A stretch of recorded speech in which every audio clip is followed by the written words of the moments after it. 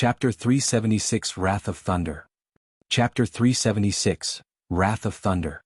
Dark clouds interweaved with occasional flashes of lightning, streaking through the heavens like electric pythons. The world flickered intermittently with bright flashes of light and darkness. Shadows filled the long street. The battle continued relentlessly and tragically. All the cultivators of both factions were already at the limits of their strength. Jianghu and the other three were filled with injuries. While the triangle formation was still surviving, it was not going to last for much longer. On the other side of the battlefield, Su Zimo grew fiercer the longer the fight dragged on. He had managed to hold out till now thanks to his robust bloodline and terrifying physique, suppressing both Chai Li and Hu Meng instead. The situation was still undecided. Whichever side of the battlefield came out victorious first would affect the outcome of the entire situation. For Su Zimo it was easy if he wanted to win this battle. He had a final trump card. Demon form. After taking on his demon form, the 2-7 Meridian Foundation establishment cultivators before him would be dead for sure. However, if he did that, he would not only become the mass target and face immense difficulties advancing in the ancient battlefield. Even if he returned to Tianhuang mainland, he would have to live an ignoble existence. Even Ethereal Peak would not want to retain an anomaly like him. Unless he had no other choice, Su Zimo did not want to take that option. As the leader of the 4 mounted bandits, Chai Li also recognized the circumstances and declared loudly, "Factions that are watching out there. As long as you're willing to help us kill the 5 of them, we swear that we'll assist you guys in the Elixir Pool Sect Ruins contention." That's right. Hu Meng shouted as well, "We will be immensely grateful to the cultivators that are on our side. If anyone manages to kill Su Zimo, I'll offer a Meridian unlocking elixir as thanks." The moment he said that, an uproar broke out. Initially, the factions and cultivators were merely here to watch the show. But now, some of them were tempted. "Look, Pei Chunyu of Glass Palace has arrived with his men. There. The fiend heir of malevolent Earth Sect, Shuiyang, has arrived as well." The gathering of multiple top factions on the long street of Shentian City added an additional layer of complexity to the situation. Su Zimo's eyes shone murderously when he sensed the commotion around him. He had to end this battle as quickly as possible. Otherwise, there was a high chance that the 5 of them would end up as sacrificial offerings for the contention between the top factions. Other than taking on his demon form, what other methods did he have that could slay the 2-7 Meridian Foundation establishment cultivators as soon as possible? Su Zimo thought fervently. All of a sudden, a thick thunderbolt landed on the long street, opening up a huge charred pit that flickered with lightning. This was the might of the universe that no one could go against. The rumbling of thunder was only heard a moment later at the edge of the horizon. Suddenly, a thought flashed through Su Zimo's mind. Without hesitation, he strode forward and the stone slab beneath his feet exploded, shooting gravel all over the place. The immense rebound caused him to soar into the air. Wielding Blood Quencher up high with both arms, he channeled the mental sutra of Void Thunder Manual and his blood churned with the rumbling of thunder, forming a harmony with the thunder in the skies. Bang! Boom! Boom! The sound of thunder intensified and arrived from the edge of the horizon in a terrifying manner, as though thousands of carriages were riding across the firmaments. Crackle! In the skies of Shentian City, endless lightning flashes and interweaved. In the blink of an eye, it resembled a sea of lightning that shone with a divine light. In the face of that sea of lightning, Su Zimo's leap attracted everyone's gazes. At that moment, he was in the midst of the sea of lightning with a torrential aura, resembling the only true god in the universe that was unparalleled. Snap! A thick blue thunderbolt descended and struck Blood Quencher. Lightning coiled all around that grisly red blade like countless small snakes climbing in a frightening manner. "Take my slash." Su Zimo's holler was like thunder that boomed everywhere. Bathed in lightning, Su Zimo swung Blood Quencher that was shining brightly with lightning and descended from the skies, encompassing Chai Li and Hu Meng. That single slash possessed the might of the universe and the power of thunder that struck was horrifying. Before the blade even arrived, Chai Li and Hu Meng were already scared out of their wits. How could any human defend against that slash? That was clearly the wrath of thunder. Ah! With nowhere to run, Hu Meng could only yell. He bit the tip of his tongue gently and spat out a mouthful of blood on the eyes of the face on his copper spear. The eyes of the face shone with 2 blood beams and its body lit up with a sacred radiance. Gritting his teeth, Hu Meng raised his copper spear and welcomed the incoming blood quencher. Boom. The weapons collided resoundingly as though the entire world shook for that brief moment. Hu Meng seemed to have turned shorter as a gigantic crack appeared beneath his feet. After a moment, his body shuddered and he was wrapped with the power of thunder. Spitting out a mouthful of blood with dimmed eyes, he was sent flying. The copper spear was also repelled by blood quencher and smashed against Hu Meng's chest heavily. The sound of bones cracking could be heard. A 7 Meridian Foundation establishment cultivator was injured. Not only that, blood quencher's momentum carried on and continued to slash against Chai Li's saber. Clang. Chai Li's expression changed as his palm cracked and bled, losing his grip on his saber. Pushing against his heels, Chai Li retreated backwards 100 feet away. His face was pale and blood dripped from the corner of his mouth. Of the 2 7 Meridian Foundation establishment cultivators, one was severely injured on the ground and the other retreated in defeat. That was how terrifying the might of that slash was. Pei Chunyu of Glass Palace and Shui Yang of Malevolent Earth Sect arrived just in time to witness that, and their pupils contracted with a hint of shock. If they were the recipients of that slash, they might not be able to escape unscathed either. The other cultivators were dumbfounded and gasped. Chai Li no longer dared to stay any longer. If Hu Meng had not defended the first strike, his organs would have been ruptured from that slash. Without turning back, he fled out of the city. His eyes shone with boundless hatred as he yelled, "Su Zimo, someday I'll definitely make you pay for what you did today." Chai Li was absolutely confident that he could get out of Xintian City. Thanks to Su Zimo's slash, the distance between them was increased and there was no way Su Zimo would be able to catch up to him since they were both at the end of their roads. Ha ha ha ha. Suddenly Su Zimo laughed. Chai Li felt his heart skip a beat. He turned back instinctively and a cold, blinding light approached him at an extremely fast speed. In that light, he caught sight of a figure standing far away with blood quencher dug into the mud beside him. That figure wielded a moon-colored gigantic bow and had just placed it down. Su Zimo's voice sounded. "Someday? I've already told you the 4 mounted bandits shall be stripped of their title today." Poof, poof, poof. The arrow pierced flesh and blood flashed. Chai Li's body was pierced by 10 arrows and he collapsed at the end of the long street, lifeless and dead. At the same time, Su Zimo put away his moon concealment bow and arrived beside Hu Meng with his blood quencher. Laying in the mud, Hu Meng was still coughing blood that was washed away by the rainwater.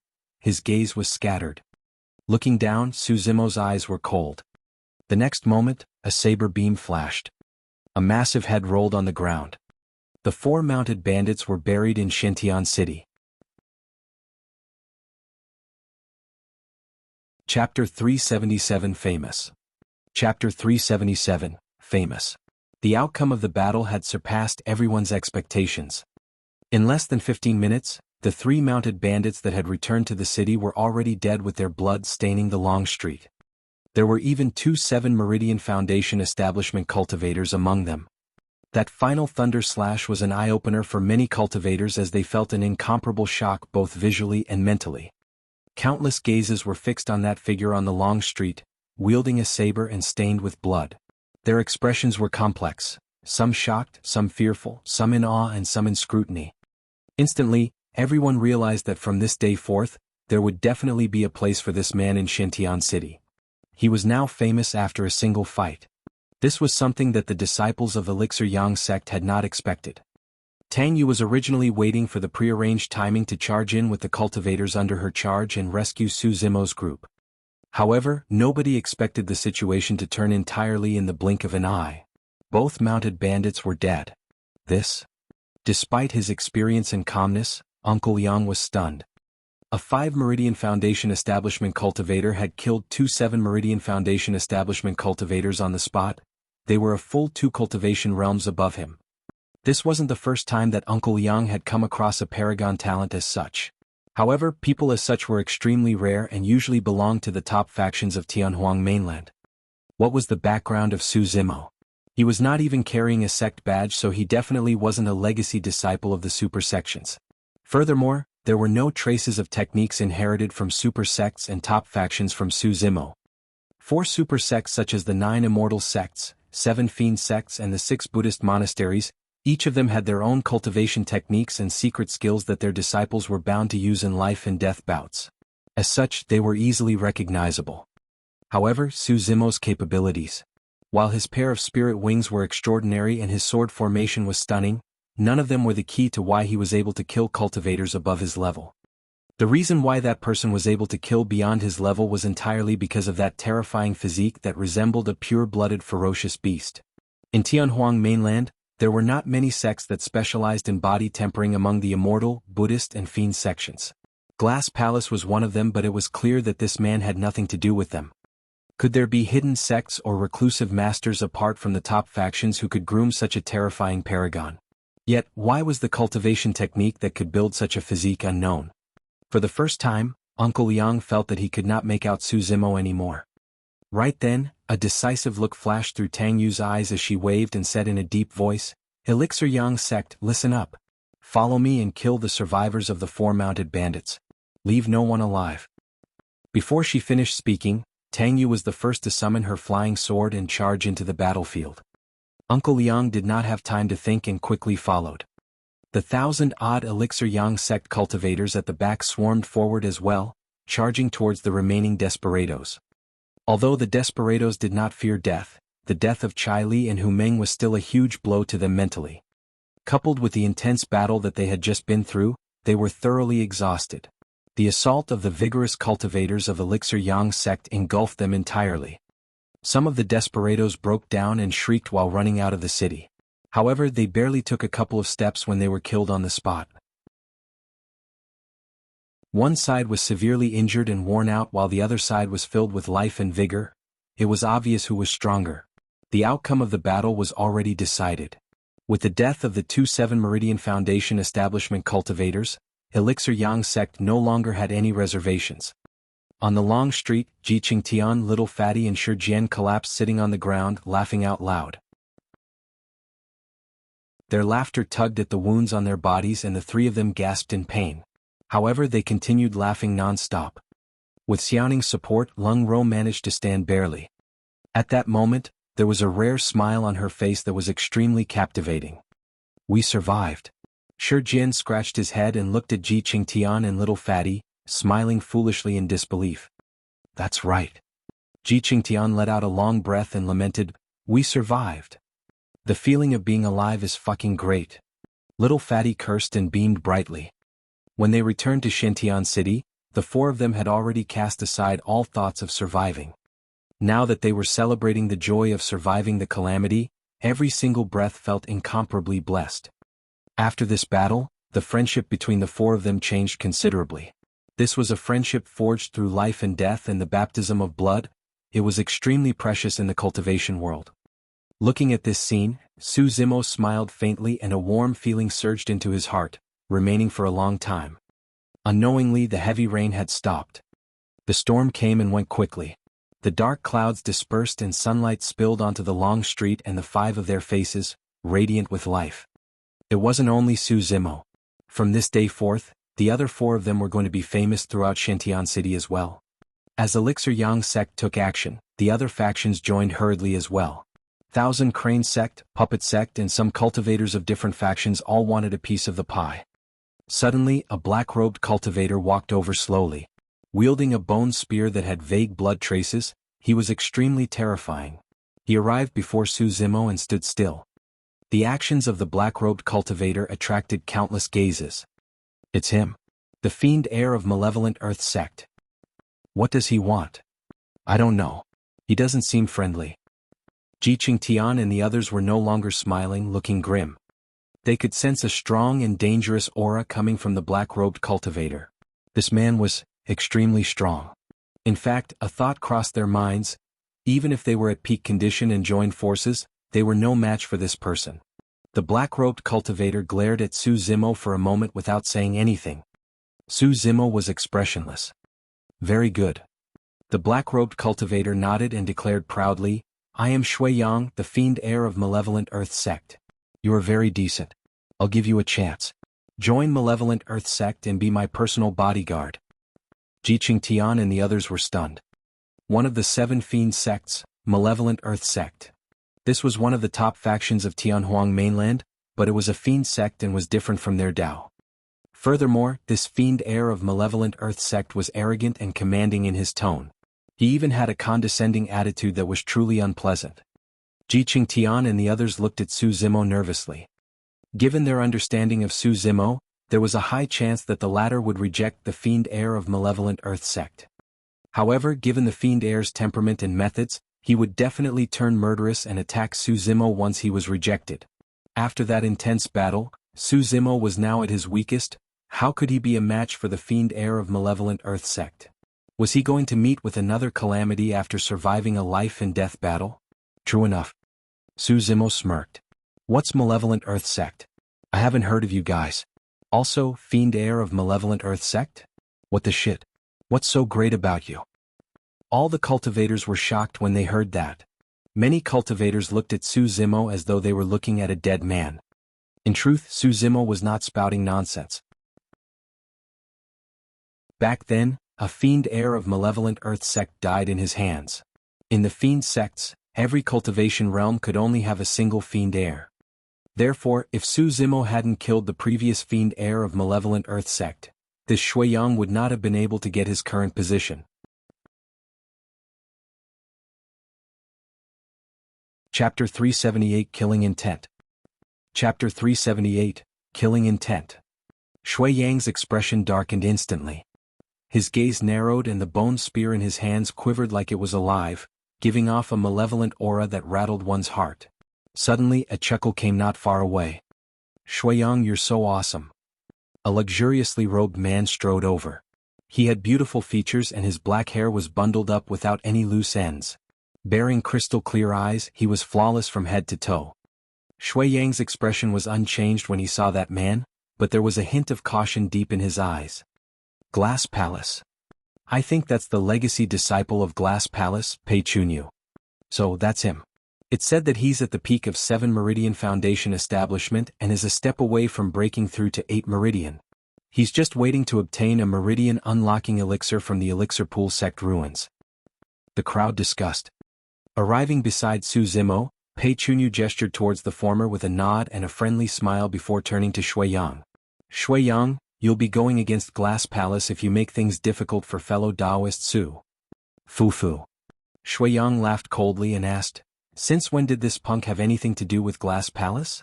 If he was related to you guys, would you have allowed the 4 mounted bandits to attack him and only appear now? No matter what, you're from the Fiend sects and we're from the Immortal sections. The paths we pursue are different to begin with. Pei Chunyu replied icily, Shuiyang, don't waste your efforts. Fellow Taoist Su is clearly righteous and will definitely not be associated with you guys from the Fiend sections. In the blink of an eye, these 2 top cultivators of Shentian City were in an argument because of Su Zimo.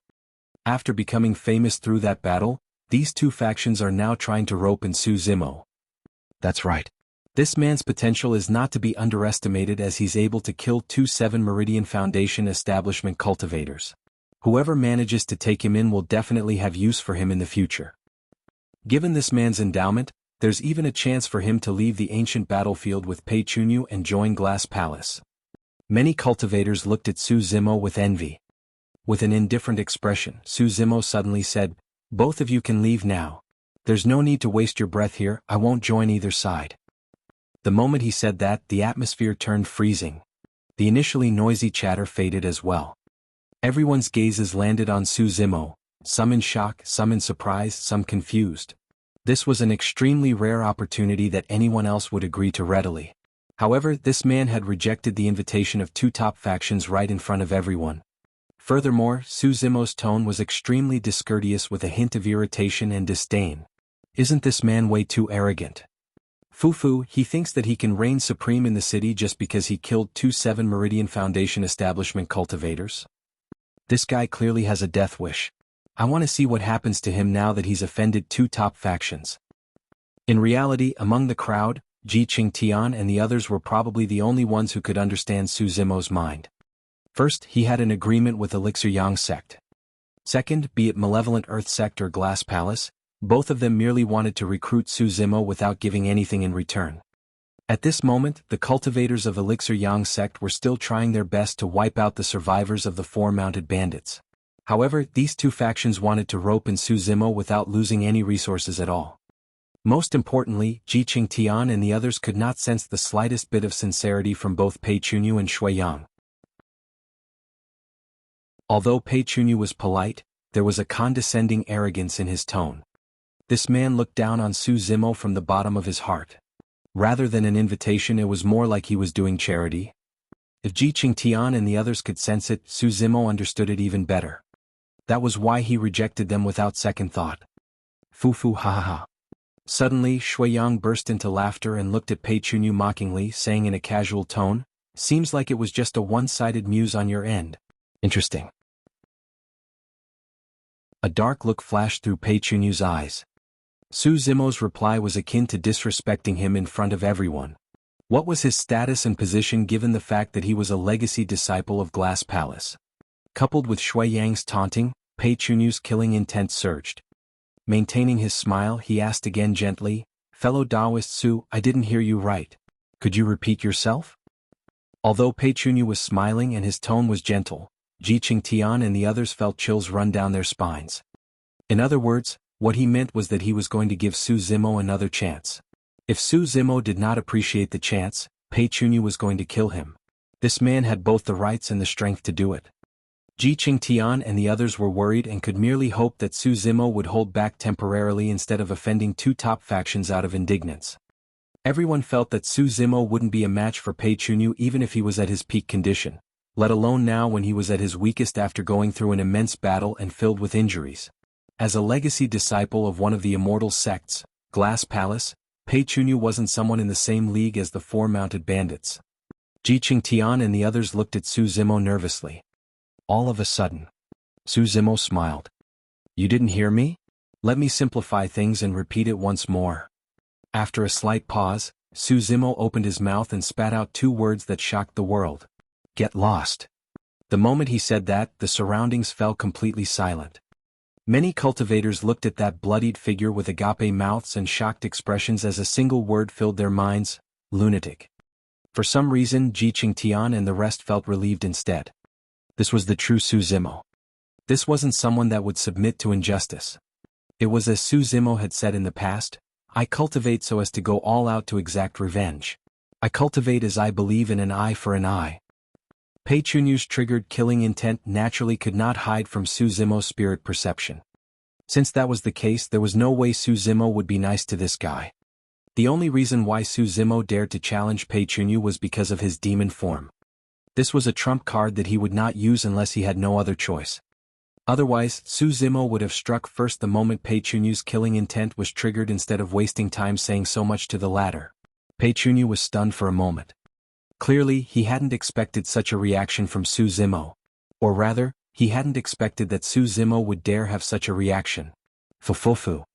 Pei Chunyu laughed deeply. There was a metallic sound in his voice that was extremely piercing. A moment later, he put away his smile and his palm that was originally behind his back slumped downwards. It was shrouded with a jade-like radiance that was sparkling and crystalline. "I admire your immense potential. However..." His eyes turned cold as he changed the topic. "Since you can't be used by me, I'll have to destroy you."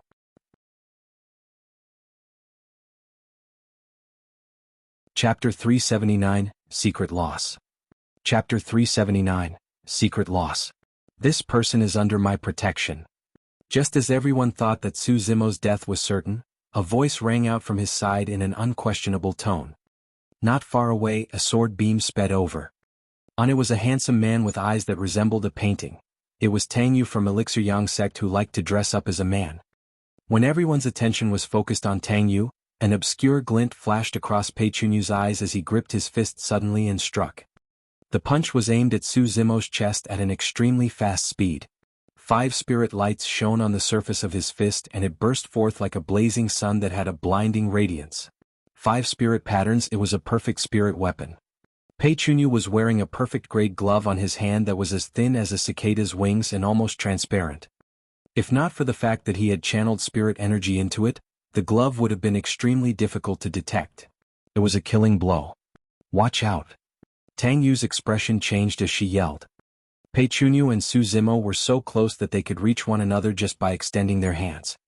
Tang Yu could almost imagine the scene of a gory hole being punched out of Su Zimo's chest. The punch was completely without warning, like a sneak attack, and it was swift as lightning. No one was able to react to it, apart from Su Zimo. There was no wonder why Pei Chunyu was a legacy disciple of Glass Palace and a top-tier foundation establishment cultivator. His timing to strike was practically perfect. Tang Yu's appearance had diverted even Su Zimo's attention. That brief moment of distraction was all the time it took for Pei Chunyu to strike. If not for his spirit perception, Su Zimo would have died from that punch. However, despite his spirit perception, Su Zimo was still a step slower and could not whip out his blood quencher to defend. Instead, he could only take the attack head-on with his bare fists. Tang Yu's eyes dimmed when she saw that. Although Su Zimo managed to react, the outcome wouldn't be changed by much. To begin with, Pei Chunyu's cultivation realm was 2 levels above Su Zimo. Furthermore, Glass Palace's body tempering technique was renowned through Tianhuang mainland. Pei Chunyu could only be stronger than Su Zimo, there was no doubt. More importantly, Pei Chunyu's glove was a perfect spirit weapon and Su Zimo was using his bare hands. To Tang Yu, it was almost certain that Su Zimo would be punched to death in this exchange. If he was lucky and managed to survive, his arm would be crippled and that would diminish his combat strength, ending his cultivation path at this point. Bang! Their fists collided with a dull thud of defeat. The brilliance on the perfect spirit weapon vanished. Pei Chunyu did not move. Su Zimo's body shuddered and he staggered back 3 steps before coming to a stop. Instinctively, he was in the stance of plow heaven stride for every single step and shifted his center of gravity, etching 3 deep footprints on the ground, shaking the earth. Su Zimo's fist was badly mutilated, revealing the bones within. However, those were not white but blood-red bones. Everyone watched with agape mouths as their eyeballs nearly popped out in disbelief. He was not dead. His arm was not crippled either. His fist was merely bleeding and slightly injured. How was that possible? Even a superior-grade spirit weapon would be smashed into pieces against that punch, yet how was it possible that Su Zimo's bare body? All the cultivators were completely stunned. If they had not witnessed it personally, none of them would believe what just happened. The fiend heir of malevolent earth sect, Shui Yang, frowned slightly as he looked at Su Zimo's right hand thoughtfully. Pei Chunyu's pupils constricted as he retracted his hand without a trace and placed it behind his back. Hee. Suddenly, Su Zimo burst into laughter as he looked at the hand that Pei Chunyu retracted. Apart from him, no one else knew what happened at the exact moment of the clash. Although Su Zimo's physique was strong, there was definitely no way he could withstand the might of a perfect spirit weapon. At that moment, even if he took on demon form, Su Zimo's strength would only be raised by a level and he wouldn't be able to defend against the perfect spirit weapon still. It was like when a child turned into an adult and had his strength increased by folds. However, his body wouldn't be able to withstand the sharpness of a blade still. But there was a part of Su Zimo's body that was very special. His right hand. His right hand was covered with flesh on the surface. However, the flesh wrapped a blood-bone palm of unknown origins that was indestructible. Even the sharpness of blood quencher couldn't sever it. During that exchange, Pei Chunyu's strength gained the upper hand and he managed to knock Su Zimo 3 steps backwards. However, in reality, Su Zimo did not receive too much damage and merely suffered flesh wounds. As for Pei Chunyu, he suffered a secret loss and was in unbearable pain.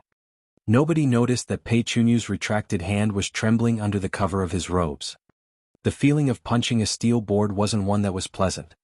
In that short while, Tang Yu had already arrived and descended between the two of them with Uncle Liang close behind. Fellow Taoist Su, are you all right? Tang Yu was befuddled and looked at Su Zimo behind her. She could not help but ask in a hesitant tone. It's fine. Su Zimo nodded. Are you truly fine? Tang Yu withdrew an elixir from her storage bag and whispered, Don't force yourself. Are you injured internally? Take this elixir and stabilize your wounds first. Su Zimo smiled calmly and shook his head to reject. Pei Chunyu, what do you mean by that? Tang Yu spun around and questioned with a sharp gaze, I've already said that he's under the protection of Elixir Yang sect and yet you attacked him. Foo. Pei Chunyu scoffed lightly and replied in an indifferent tone, I was merely curious seeing how fellow Taoist Su has a strong physique and extraordinary melee combat strength. It was just a mere spar. Why are you so anxious, fellow Taoist Tang Yu? Spar?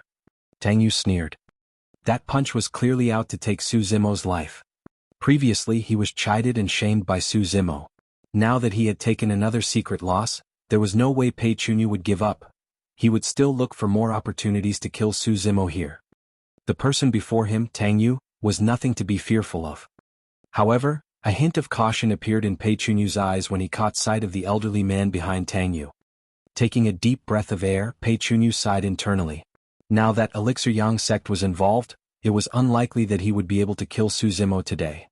Furthermore, the fiend heir of Malevolent Earth sect was watching coldly from the sidelines. This was not the right time to engage in a conflict with Elixir Yang sect. Otherwise, Malevolent Earth sect might stand to gain from their disagreement. At that thought, Pei Chunyu cupped his fists towards Tang Yu and eyed Su Zimo deeply before saying with a fake smile, "Fellow Taoist, there's still a long way to go. There'll definitely be another chance for us to spar in the future." Pei Chunyu placed emphasis on the word spar. Smiling faintly, Su Zimo replied indifferently, "I'll take your dog life the next time we spar." Ha ha ha ha. Pei Chunyu threw his head back and roared into laughter. Good good. I'll be waiting." With that, he flicked his robes and turned to leave along with the other Glass Palace cultivators. On the other side, Shuiyang followed suit. In the blink of an eye, two top factions in Shantian City disappeared completely, as if they never appeared. Ji Qingtian and the others heaved a sigh of relief. Unknowingly, all four of them were already drenched in cold sweat.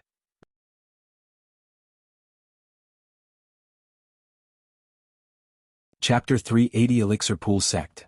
Chapter 380 Elixir Pool Sect. On the long street, the remaining desperados fled in all directions. Unable to resist, they were no longer a threat. It was also fortunate that Tang Yu had returned. Otherwise, another bloody battle would definitely break out if Su Zimo took on demon form, and the consequences would be unimaginable after everything spiraled out of control. Tang Yu took out some elixirs from her storage bag and handed them to Ji Qingtian and the others. The four of them did not decline. Even though they also had healing elixirs in their storage bags, their effects were definitely not comparable to those from Elixir Yang sect. When it was Su Zimo's turn, he merely took a glance and shook his head gently, choosing not to take them. "What's wrong?" Tang Yu asked confusedly. "Your injuries aren't minor and these elixirs will help your recovery immensely. Don't worry, Elixir Yang sect's elixirs are definitely the best in Tianhuang mainland." Tang Yu was not wrong. The elixirs she took out were all of decent quality at superior grade. However, Su Zimo stuck to a principle ever since he started cultivating: he would only consume perfect-grade elixirs. The reason was because perfect-grade elixirs had pure medicinal effects without any impurities. Su Zimo would not be tempted by supreme-grade elixirs, let alone those at superior grade. He smiled and declined politely without explaining. While Su Zimo seemed like he was severely injured in the battle with more than 30 wounds and blood covering him from head to toe, in reality, his foundation was unharmed. His organs were perfectly fine, as were his tendons and bones. In just a short while, Su Zimo's wounds were already starting to heal and had stopped bleeding. Given his terrifying regeneration capabilities, he could recover in just a few days. Shantian City could be divided into 4 generic districts. The east side of the city was occupied by Glass Palace, west by Malevolent Earth sect and south by the heretical doctrines. The cultivators in the north side were Messier. Originally, the 4 mounted bandits were the strongest apart from Elixir Yang sect and Thousand Crane sect. However, the 4 mounted bandits were dead and most of the desperados were buried on the streets, with only a minority that managed to escape from Shantian City.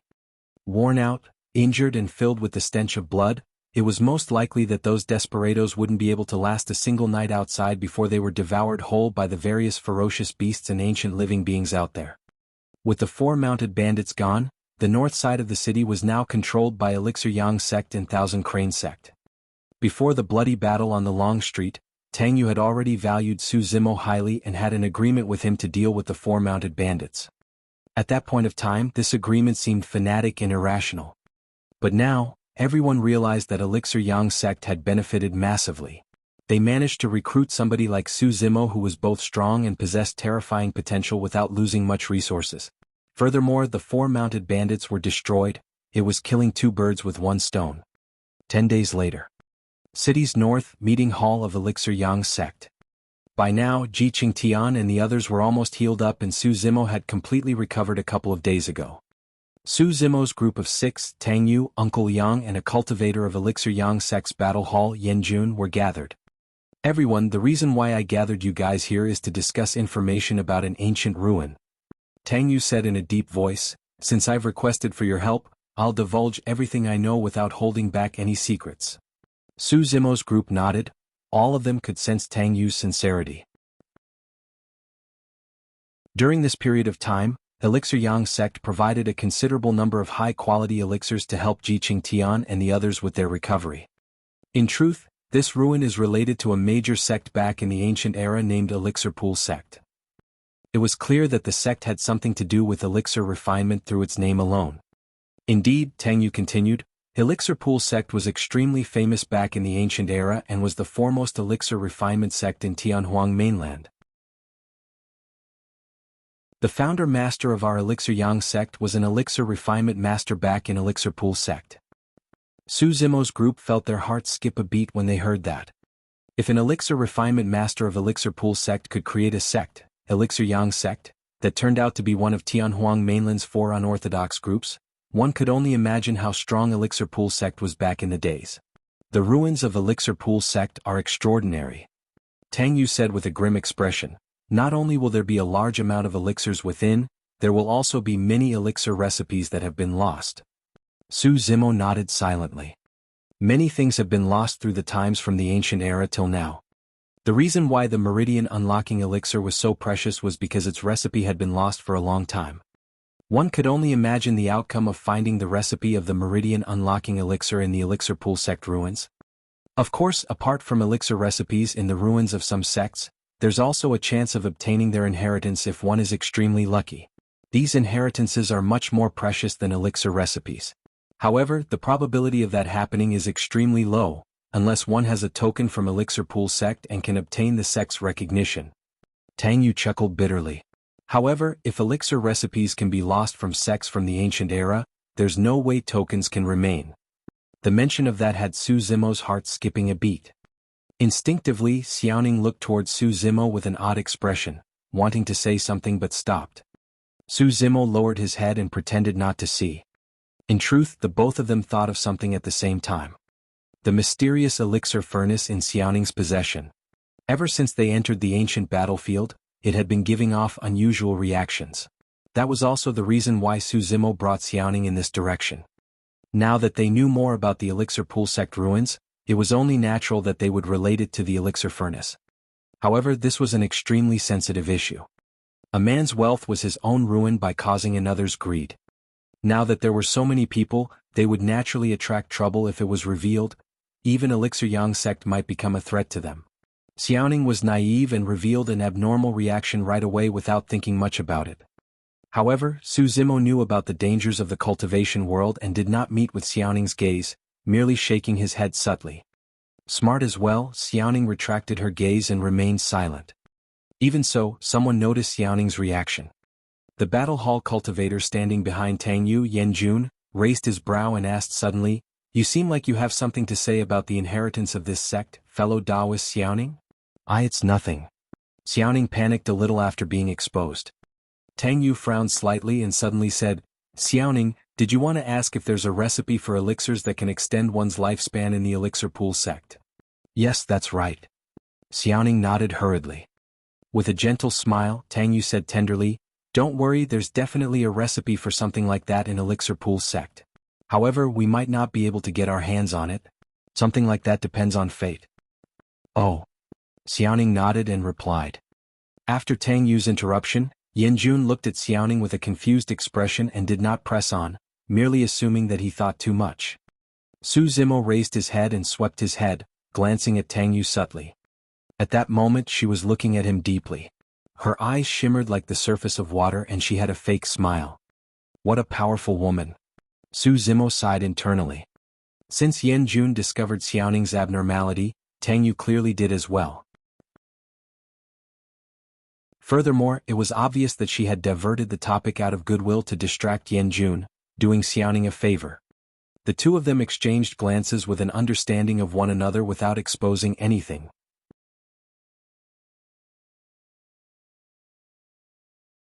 Chapter 381 Saber Mountain Spirit Sea.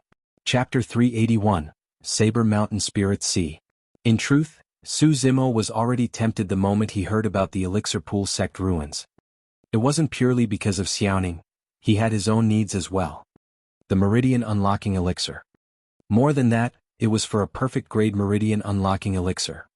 After hearing Tang Yu's introduction of Elixir Pool sect, Su Zimo was even more certain that they would most likely find perfect grade Meridian Unlocking Elixirs in the Elixir Pool sect. Tang Yu said, "Of course, for a sect as large as Elixir Pool sect, there will definitely be many other treasures. In fact, we might even find gems like Khanate spirit weapons." Su Zimo pondered for a moment. "I'll do my best to help Elixir Yang sect get the ruins. Furthermore, I won't want anything else. However, I ask for a perfect grade Meridian Unlocking Elixir." Yan Jun could not help but burst into laughter as he looked at Su Zimo with a mocking gaze. Perfect Meridian Unlocking Elixir. What a daring demand. Who do you think you are, huh? Who are you? Su Zimo glared at him. Proudly, Yan Jun declared, "I'm Yan Jun, a cultivator of Elixir Yang sect's battle hall at 7 Meridian Foundation establishment. Also, don't think that you have the right to negotiate terms with Elixir Yang sect just because you've killed 2 7 Meridian Foundation establishment cultivators. Su Zimo, let me tell you, without us, you won't even be able to get close to the main hall of Elixir Pool sect." Yan Jun. Tang Yu glared at him and said sternly. Harumphing, Yan Jun did not continue, merely crossing his arms and scoffing coldly. Tang Yu turned to Su Zimo apologetically. "Fellow Taoist Su, it's not that we can't agree to a perfect Meridian Unlocking Elixir, but... Su Zimo asked. Tang Yu continued, "Elixir Yang sect is not the only faction that has arrived in Shintian City for the Elixir Pool sect ruins. There's also other large sects such as Glass Palace and Malevolent Earth sect. As for the Meridian Unlocking Elixir, it's better if we don't find a gem like that.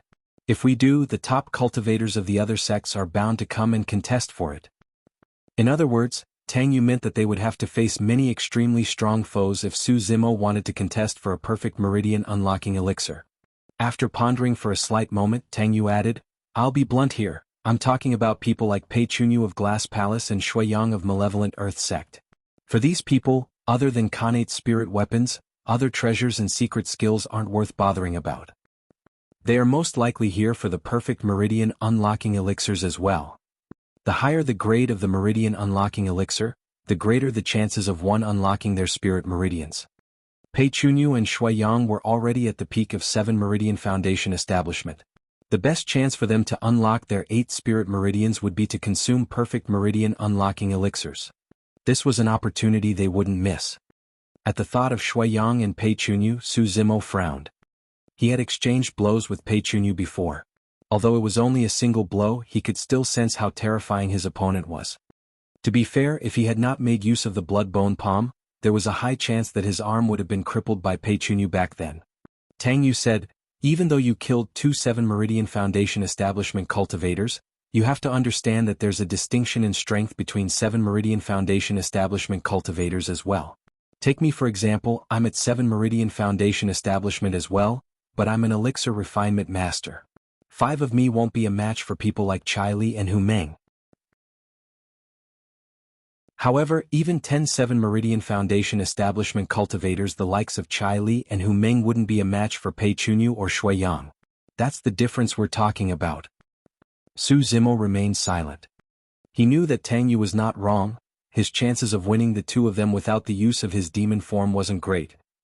Uncle Liang remarked as well, "The Immortal and Fiend sects have a heritage of countless years and they have too many cultivation techniques and secret skills, each of which are extremely strong and can suppress everything. Your advantage is in melee combat. Unfortunately, the successor of Glass Palace is also skilled in melee combat and has a physique so strong that only a few of the other sect's successors can match him." Tang Yu added, "You took advantage of the situation by making use of thunder to kill Chai Li and Hu Meng. There's an element of luck involved. However, can you guarantee that the skies will be stormy when you go against Pei Chunyu and Shui Yang? In other words, even if you manage to repeat that slash infused with the power of thunder, Pei Chunyu and Shui Yang might be able to deal with it given their strength." Yan Jun could not help but blurt, "Junior sister, you're overestimating him. He's not even a match for the legacy disciples of Thousand Crane sect and Puppet sect. let alone paragons like Pei Chunyu and Shui Yang. Outsiders aside, even I can smash him to a pulp with ease. To Yan Jun, the reason why Su Zimo was able to kill Chai Li and Hu Meng 10 days ago was purely due to an opportunistic moment. If the skies were sunny, he would be able to kill Su Zimo for sure. Su Zimo could not be bothered to react to Yan Jun's sarcastic remarks. To him, it wasn't difficult if he wanted to defeat Pei Chunyu and Shui Yang. After all, he had only just advanced to 5 Meridian Foundation establishment, and of the 7 orifices, his mouth and eye orifices were not cleared yet. Both Pei Chunyu and Shui Yang were already at the peak of 7 Meridian Foundation establishment, and it was difficult for them to grow stronger. However, his potential was unlimited. As long as he had sufficient time, Su Zimo would definitely be able to suppress Pei Chunyu and Shui Yang in terms of strength if he could advance to 6, 7 Meridian Foundation establishment or clear his 7 orifices and attain lesser mastery of the orifice clearing section. Su Zimo asked, "How long do we have till the opening of the Elixir Pool sect ruins?" "A month at most," Tang Yu replied. "A month?" Su Zimo furrowed his brows slightly. Time was too short. He had just advanced to 5 Meridian Foundation establishment. Even in the ancient battlefield, he would not be able to unlock his 6th Spirit Meridian within a month. Furthermore, he couldn't clear his mouth and eye orifices within a month as well. Right then, Uncle Liang seemed to have recalled something. He looked at Su Zimo and suddenly said, "Actually, there's a place in the ancient battlefield that's rather suitable for you. If you manage to succeed, you might be able to stand a chance against Pei Chunyu and Shui Yang." Tang Yu's heart skipped a beat as she looked at Uncle Liang and asked, "Uncle Liang, are you referring to that place?" "Yes." Uncle Liang nodded and smiled right away. "Forget it, there's no chance of success at all. I was thinking too much." Tang Yu nodded as well. "If we're talking about that place, the chances are indeed slim. There's no need for that." Su Zimo was curious as well when he heard how ambiguous the two of them were and could not help but ask, "Senior Young Master Tang, what is the place you are referring to?" Tang Yu did not intend to hide anything and asked instead, "Fellow Taoist, have you heard of the Saber Mountain Spirit Sea?" "Saber Mountain Spirit Sea?" Su Zimo frowned, shaking his head. Ji Qingtian and the others were confused as well. It was obvious that they knew nothing about that name. "Fufu." Yan Jun sneered, "Truly bumpkin cultivators. To think that they've never even heard of the Saber Mountain Spirit Sea, how laughable."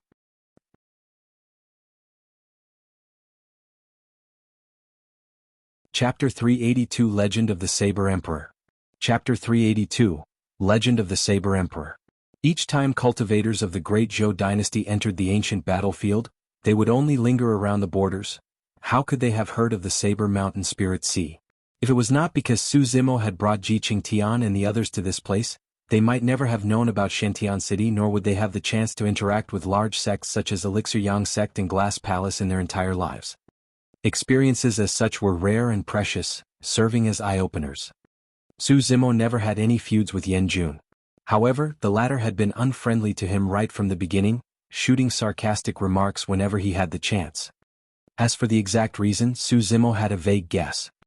However, this was a cultivator of Elixir Yang sect's battle hall after all, and Su Zimo was not bothered since Yan Jun had yet to cross his bottom line. Tang Yu frowned gently and shot Yan Jun a stern look before saying slowly, "The reason why the Saber Mountain Spirit Sea is so famous is because of an old legend related to it." Through her tone, it was obvious that the legend was far from simple. Su Zimo's group looked serious as they sat upright and listened intently. Tang Yu said slowly, "The legend of the Saber Emperor." The Saber Emperor. The moment those two words were said, the void trembled as if a pitch-dark crevasse had been opened up, sending a chilling gust of wind forth. The mere mention of those words brought forth an indescribable pressure. It was ancient, as though it had crossed through the archaic times with an indestructible intent that was shocking. Instantly, a killing intent filled the hall. Everyone felt as if it had become much more difficult to breathe. It took a long while before the sensation dispersed. Tang Yu took a deep breath and said, "The Emperor represents invincibility, superiority and uniqueness. He is invincible in the way of the saber with no one that can surpass him, hence the title of the Saber Emperor. While the Saber Emperor may not have been the strongest person in Tianhuang mainland, he was the one and only emperor in the way of the saber among all the saber cultivators." Su Zimo understood. In any given era there could be many emperors. However, in any particular domain or path, there could only be a single emperor. That was the definition of emperor: invincible, supreme and unique. The emperor of the path of immortality was the immortal emperor, the emperor of the fiend path was the fiend emperor, the emperor of the way of the sword was the sword emperor. Following that line of deduction, those that become emperors must naturally be among the strongest cultivators of Tianhuang mainland. I believe all of you know that the sword reigns supreme in the current Tianhuang mainland, and the most common weapon of choice for immortal cultivators are flying swords. However, back in the ancient era, there were 100 weapon classes that fought for supremacy. Apart from swords, there were sabers, spears, halberds, axes, bows and many other weapons. The sword had its own way and so did the saber. There was an emperor for every type of weapon. However, in the ancient era, the human race was blessed with immense luck and gave birth to countless paragons in Tianhuang mainland, giving rise to multiple emperors. That was a golden era for us humans, and we waged a historic war against the other races known as the Ancient War. The war lasted for a long time and countless human experts and ancient mighty figures fell. The emperors were all tainted with blood and it was extremely tragic. Although we humans stood victorious after the war, most of the 100 weapon techniques were lost in the ancient battlefield with no future left in sight. The only remaining lineages were the ways of the sword and saber. Su Zimo and the rest were shocked when they heard that. They had never heard of these ancient tales and legends. Right now they were greatly intrigued. Even though it was only a few short descriptions, everyone could almost envision that magnificent era before their eyes. In fact, Su Zimo had an urge to go against the tides of time and follow in the footsteps of his predecessors to witness that glorious history. Tang Yu continued, the reason why those two heritages could be passed down from the ancient war was naturally attributed to two people, the Sword Emperor and the Saber Emperor. There are way too many legends regarding these two mighty figures. Some describe them as mortal enemies, some describe them as bosom buddies, and there were even some who said that they were neither friends nor foes, merely appreciative of the other's talents. No matter what, the final outcome was that the Saber Emperor went far away and left Tianhuang mainland. Thereafter, there were no emperors for all the other weapons and only the way of the sword reigned supreme, leading to the current state of the cultivation world. Su Zimo's group let out a long breath, unable to calm down for a long time. It was only now that they understood why most of the cultivators in the cultivation world used flying swords instead of flying sabers and other weapons. So this was the reason. Tang Yu said, the legacy that the Sword Emperor left behind back then is the current sword sect, one of the 9 immortal sects. Su Zimo was secretly impressed. Originally, he thought that super sects such as the 9 immortal sects, 7 fiend sects and 6 Buddhist monasteries only earned their title as the strongest factions of Tianhuang mainland due to their ancient lineage and strong foundations. But judging from the situation now, all of those sects had shocking backgrounds. For example, of the 9 immortal sects, Sword Sect's founder master was the Sword Emperor of the ancient times. In fact, he was someone that influenced the future of the world such that the way of the sword was supreme in the current cultivation world. After a moment of silence, Su Zimo suddenly asked, where did the Saber Emperor go? Tang Yu smiled faintly. He traveled far overseas and found a lone island in the ocean, leaving his legacy there. Su Zimo's heart skipped a beat as he blurted, one of the 2 islands?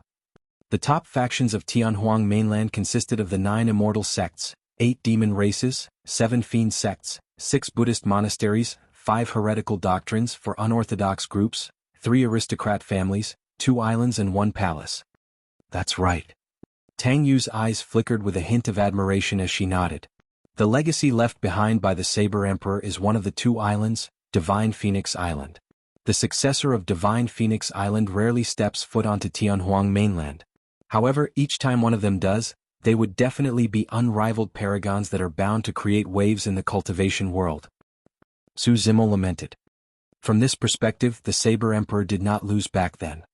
The legacy left behind by the Sword Emperor is one of the immortal sects, and the legacy left behind by the Saber Emperor is one of the 2 islands. In terms of reputation, status or strength, the island is not weaker than Sword Sect. What does the Saber Mountain Spirit Sea have to do with the Saber Emperor then? Su Zimo asked. Tang Yu explained, it said that when the Saber Emperor left Tianhuang mainland, he left behind a legacy, the Saber Mountain Spirit Sea in the ancient battlefield. While the Saber Mountain Spirit Sea truly exists, there has never been any cultivator who has obtained its inheritance for thousands of years. Countless paragons have been produced in this period of time, but all of them ended in failure. Gradually, the Saber Mountain Spirit Sea became a legend that no one believed in until... With a slight pause, Tang Yu continued, around 1,000 years ago, a monstrous cultivator appeared in the ancient battlefield.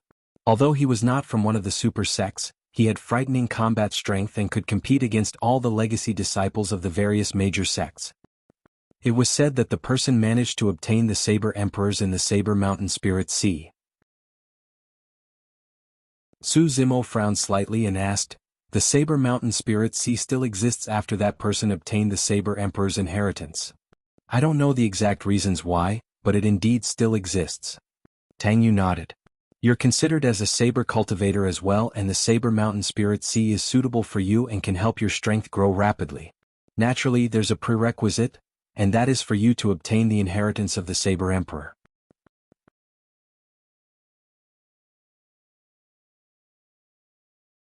Chapter 383 Standing Shoulder to Shoulder with the Emperors. Chapter 383 Standing Shoulder to Shoulder with the Emperors. Upon hearing that, Su Zimo had already made up his mind that he wanted to make a trip to the Saber Mountain Spirit Sea. Even though Su Zimo had made use of sabers up till this point of his cultivation, he knew nothing about saber techniques. He merely relied on the power of his bloodline as well as his physique strength to slash widely. Thankfully, he cultivated the mystic classic of the 12 demon kings of the great wilderness, making his skin coarse and flesh thick. Agile as an ape, he could pounce like a tiger, sprint like a horse, rise like the wind, land like an arrow, and be tough and nimble at the same time. Coupled with the assistance of his spirit perception, he could evade danger without even seeing it, and thus, it was quite rare for him to be disadvantaged. However, Su Zimo knew very well that if he were to meet a top-notch expert, his opponent would be able to easily find the openings of his saber technique and take him down, even if the latter's strength could not match his. Therefore, even if there was only a 1 in a million chance, Su Zimo wanted to head over and give it a shot. When he saw that Su Zimo was moved, Yan Jun sneered at the side. "There have been countless cultivators who have been to the Saber Mountain Spirit Sea before. Many of them were paragons that were far beyond their contemporaries. However, there has only been a single person who has managed to succeed through the thousands of years. Does a country bumpkin such as yourself, who have never even heard of the Saber Mountain Spirit Sea, think that you are befitting of receiving the Saber Emperor's inheritance?" Tang Yu was already displeased at how Yan Jun was targeting Su Zimo repeatedly. It was only after she noticed that Su Zimo was calm and had no reaction that she became slightly relieved. "Also, there's one more thing I have to remind you about," Tang Yu said deeply. "I don't know much about the Saber Mountain Spirit Sea either. After all, there has already been someone who received the Saber Emperor's inheritance 1,000 years ago. As such, you might end up making a wasted trip." "It's all right." Su Zimo smiled calmly. "The many legends that you've told me about are truly fascinating. In the ancient war, dragons and snakes rose together with the emperors in that golden era. The only regret I have is that I wasn't born back then to stand shoulder to shoulder with those emperors, leaving my name through history." The moment he said that, the hall went silent. Everyone watched with shock and slightly agape mouths. The verve of this man. How much verve was required for him to state that he wanted to leave his name through history by standing shoulder to shoulder with those emperors? The fact that such a statement was said by a Foundation establishment cultivator was truly ridiculous and arrogant. For some unknown reason, Su Zimo was not filled with passion or unparalleled pride when he said those words, merely looking extremely natural. However, it felt as though the green-robed cultivator before them was truly qualified to stand shoulder to shoulder with those emperors. Even Yan Jun, who had a grudge against Su Zimo, could not spout out a single sarcastic remark at this moment. He wouldn't have dared to repeat Su Zimo's statement personally, worried that bad luck might befall him from the unknowns.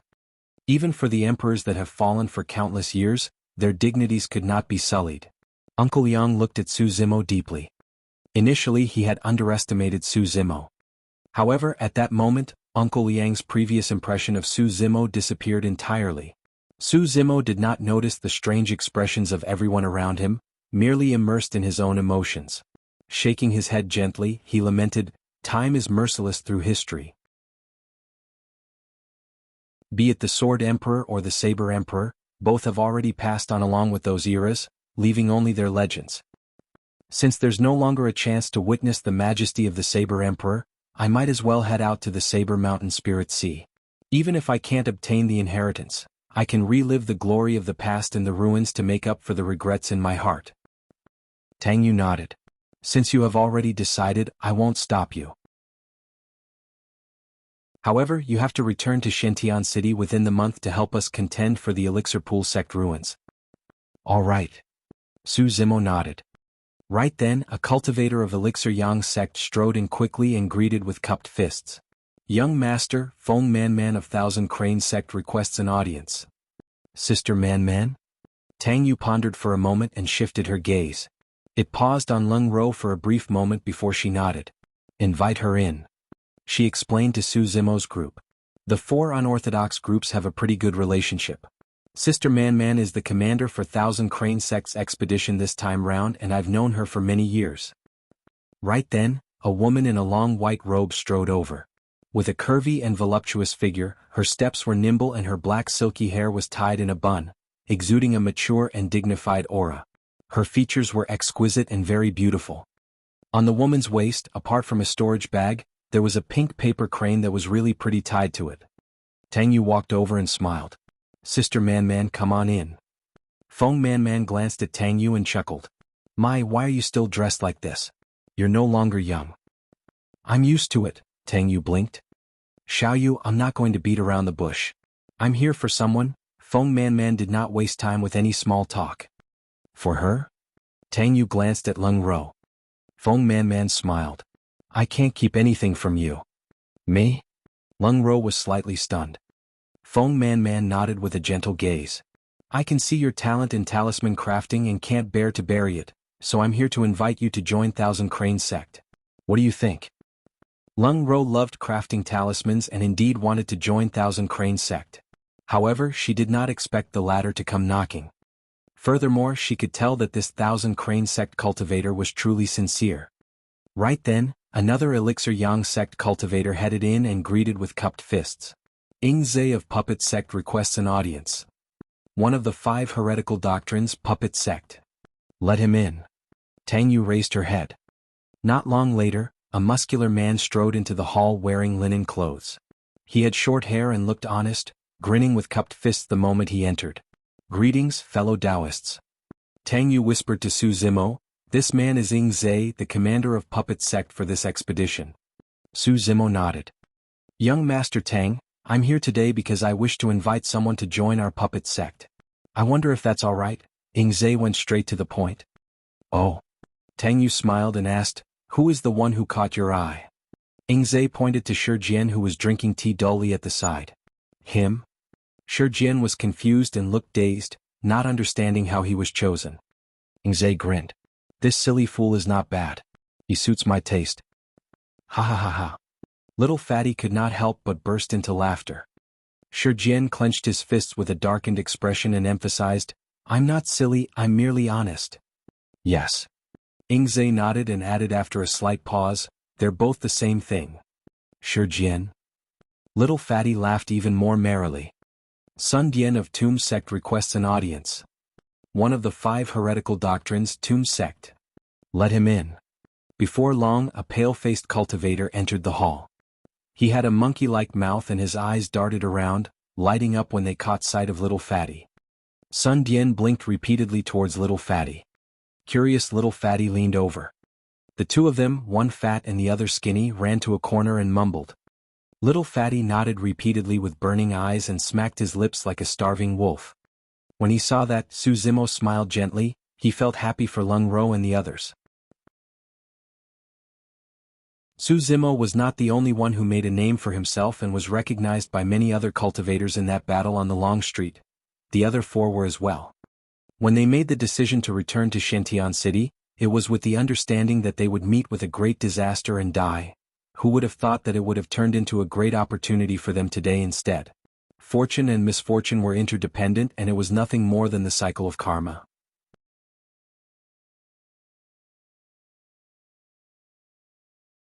Chapter 384, Hunted by 2 Sects. Chapter 384, Hunted by 2 Sects. Lung Ro and the others looked towards Su Zimo instinctively. Although this opportunity was earned by them fighting on the long street, most importantly, it was because of Su Zimo. If not for Su Zimo, they would have died long before they could even reach Shintian City. Su Zimo smiled and nodded. Be it Thousand Crane Sect or Puppet Sect and Tomb Sect who appeared later on, the people who came were all the commanders of this expedition, the legacy disciples of the various sections. That alone was enough to tell of their sincerity. Since we're all in Shintian City, we can meet one another at any time. Little Fatty was thoroughly engrossed in chatting with Sun Dian from Tomb Sect and bid farewell with that remark.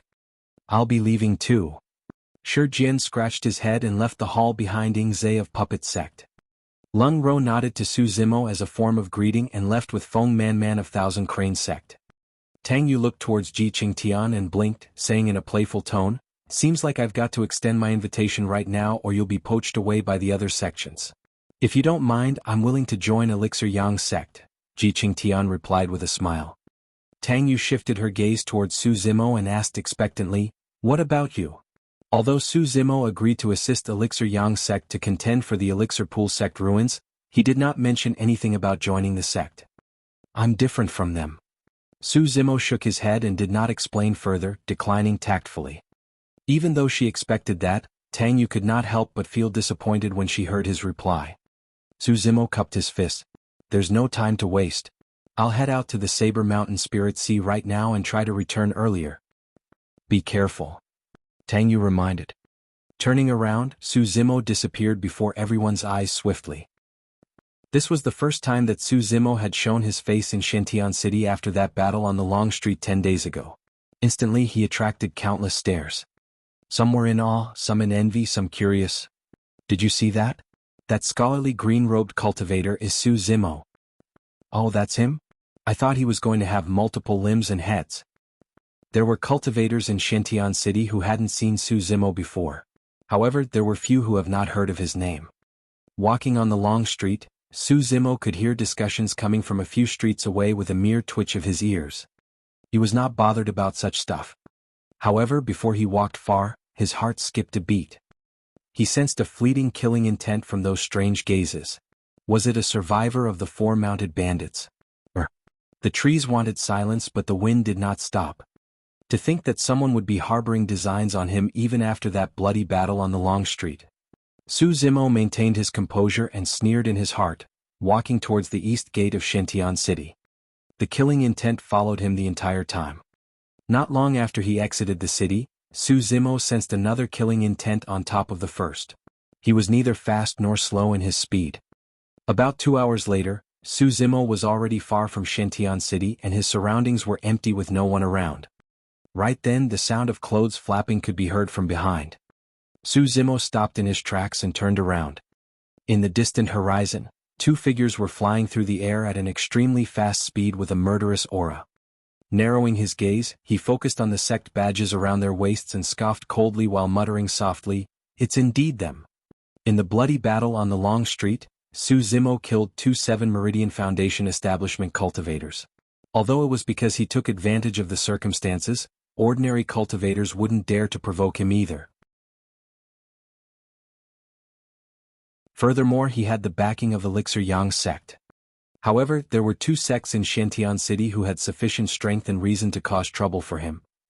Glass Palace of the Immortal Sects and Malevolent Earth Sect of the Fiend Sects. He had rejected Pei Chunyu and Shui Yang and embarrassed them in front of everyone the other day. Given their status, there was no way they were going to let things go. Naturally, Glass Palace and Malevolent Earth Sect could not strike when Su Zimo was in Elixir Yang Sect. However, cultivators of the 2 sects chased after him the moment he was out of the city. Both Glass Palace and Malevolent Earth Sect had only sent a single person each. This was clear proof of how strong these 2 were. In reality, if Tang Yu was here, she would have been able to recognize the 2 of them. The cultivator from Glass Palace was Lu Yun and the one from Malevolent Earth Sect was Di Xing. At 7 Meridian Foundation establishment, both of them were the right-hand men of Pei Chunyu and Shui Yang and possessed terrifying strength. In the blink of an eye, Lu Yun and Di Xing had already arrived in front of him. They stood in midair on their flying swords, looking down at Su Zimo from left and right. "Fu-fu." Lu Yun chuckled lightly with a mocking gaze. "Su Zimo, why aren't you running? Are you prepared to surrender since you know there's no way you can run?" Di Xing's gaze was ice cold. Su Zimo smiled. If he activated his bloodline and deployed Divine Steed Fleeting at full speed, these two wouldn't be able to catch up to him. The two of them descended slowly from midair, maintaining a fixed distance and were cautious of one another. Lu Yun was the first to speak as he pointed to Su Zimo and said to Di Xing, "Fellow Taoist, let's put it bluntly. The moment this man is dead, we'll split the treasures in his storage bag evenly." "No problem," Di Xing nodded. Rolling his eyes, Lu Yun continued, "I want the long blood-red saber in his possession." "If that's the case, I'll take the gigantic moon-white bow," Di Xing replied. The two of them were referring to the perfect spirit weapon, Blood Quencher, and the quasi-khanate spirit weapon, Moon Concealment Bow. Neither of them took Su Zimo seriously and were already discussing how they should split his belongings. Su Zimo's eyes flashed with mockery as he shook his head slightly. Immortals and fiends were different. Since the ancient times, the duty of an immortal has always been to exterminate demons and slay fiends. But now, what difference did the immortal sect cultivator before him have with those of the fiend sects? "What are you guys doing?" Su Zimo asked indifferently. "Oh, I almost forgot about you. Senior Brother Pei has a message for you." Turning around, Lu Yun let out a creepy smile and said slowly, "Anyone I wish to kill will definitely die." Di Xing's gaze was cold as he said maliciously, "Allowing you a chance to be Senior Brother Shui's guard was an honor for you. Since you don't want it, prepare to die." "Fu-fu." Su Zimo laughed and asked, "Why didn't Pei Chunyu and Shui Yang come themselves if they wanted my life? There's no need to use a sledgehammer just to crack a nut." Di Xing's expression was filled with disdain. Lu Yun sneered, "Why does Senior Brother Pei have to deal with a nobody like you personally?" "Ha ha ha." Su Zimo laughed into the skies. His laughter was deafening, shaking the void like a great bell. Lu Yun and Di Xing felt a slight stinging pain in their ears. Suddenly Su Zimo stopped laughing. His eyes were bright and filled with killing intent as he shouted, "The likes of you two actually think that you can have my life. Su Zimo, you're too arrogant. You think that you are fit to challenge me just because you've killed people like Hu Meng and Chai Li?" As a disciple of Glass Palace, Lu Yun was fearless as he took a deep breath and channeled spirit energy. Instantly, 7 spirit meridians shone beneath his robes and rumbled furiously with a mighty aura. "There's no need to say anything else." Su Zimo strode forward and whipped out Blood Quencher with a backhand. The blood beam expanded and enveloped Lu Yun and Di Xing.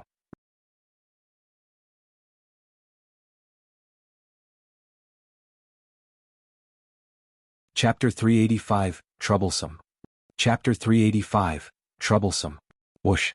Su Zimo channeled his bloodline and his bones and tendons sounded together, rumbling with the sound of tsunami alongside thunder cracking. 5 spirit lights shone on Blood Quencher and burst forth into a blinding radiance, akin to a blazing blood-colored sun. It shot through the void with a sharp edge. The power of that slash was extremely strong and it was fast. Any other ordinary cultivator, even if they were at 7 Meridian Foundation establishment, would have been shocked. However, Lu Yun and Di Xing were unimpressed and they even had mocking expressions. "Let the body be like glass, transparent inside out and cleansed of impurities, turning indestructible." Lu Yun stood on the spot and chanted the mantra. Each time he said a single word, his body's aura would change slightly. Until the end, Lu Yun's muscles seemed like they were veiled with a mysterious luster, bright as glass and without flaws and impurities. At the same time, Lu Yun's arms shone with 4 spirit lights. It was a pair of braces, a supreme-grade spirit weapon. Glass Palace specialized in body tempering, and if one cultivated the sect's secret manual, the Glass Heart Sutra to its max, their body, eyes and heart would be like glass. They would be indestructible, flawless, undying, immensely strong and could fight against ferocious beasts with their bare hands. Therefore, cultivators of Glass Palace mostly used weapons such as gloves or bracers. Although bracers were rarely seen nowadays, they were one of the 100 weapon classes back in the ancient era and were not to be underestimated. Bracers were extremely flexible and when equipped on one's arms, could be used both defensively and offensively, allowing one use their arms like their fingers. Swiftly, Lu Yun neither retreated nor dodged. He buckled his knees slightly, shifting his center of gravity downwards as he propped up his arms to receive the incoming Blood Quencher. Clang. The sound of metal clashing rang. Lu Yun's figure turned shorter as his feet sank deep into the ground. However, he was not pushed backwards nor did his expression change. As for Blood Quencher, it rebounded highly against the tremendous force. Su Zimo narrowed his eyes and his heart skipped a beat. On the surface this was an even exchange. But in reality he took the initiative and his blood quencher was a grade higher than Lu Yun's bracers. Yet, he did not gain any advantage despite such circumstances. This is a tough nut to crack. Su Zimo realized that he might not be able to kill this person quickly and could not help but shift his gaze towards Di Xing who was not far away. After that slash, Su Zimo used the remaining momentum of Blood Quencher as it was repelled to redirect towards Di Xing of Malevolent Earth Sect at the side. The blood beam was blinding with a nauseating smell. A few years ago, deep underground, Su Zimo dealt with some of the Fiend heirs before and had some understanding towards the Fiend sections. Among the Fiend sects, Overlord Palace was the strongest in body tempering followed by Zenith sect. The physique of Malevolent Earth sect's Fiend heir was not strong. Su Zimo wanted to make use of a ferocious burst attack to kill Di Xing first before dealing wholeheartedly with Lu Yun later on. Hee. As though he had sensed Su Zimo's killing intent long ago, Di Xing let out an odd chuckle and 7 spirit meridians shone on his body. Spirit energy surged as he opened his mouth, spitting out a black smoke that gushed in an illusory and malefic manner. Although he had yet to clear his eye orifices, Su Zimo's vision was extremely strong due to his daily cultivation of the mystic classic of the 12 demon kings of the great wilderness. But now he felt his vision go black against the black fog. In that moment of daze he lost track of Di Xing. Blood Quencher seemed to have entered a quagmire in this mass of malefic energy and could barely be moved. The malefic energy enveloped and corroded the blade, causing its spirit light to dim while the blood beam on the blade showed signs of weakening. Humph! Su Zimo harumphed and held Blood Quencher horizontally across his chest. Channeling his bloodline, a ball of blazing lightning appeared in his palm and he swiped it across Blood Quencher.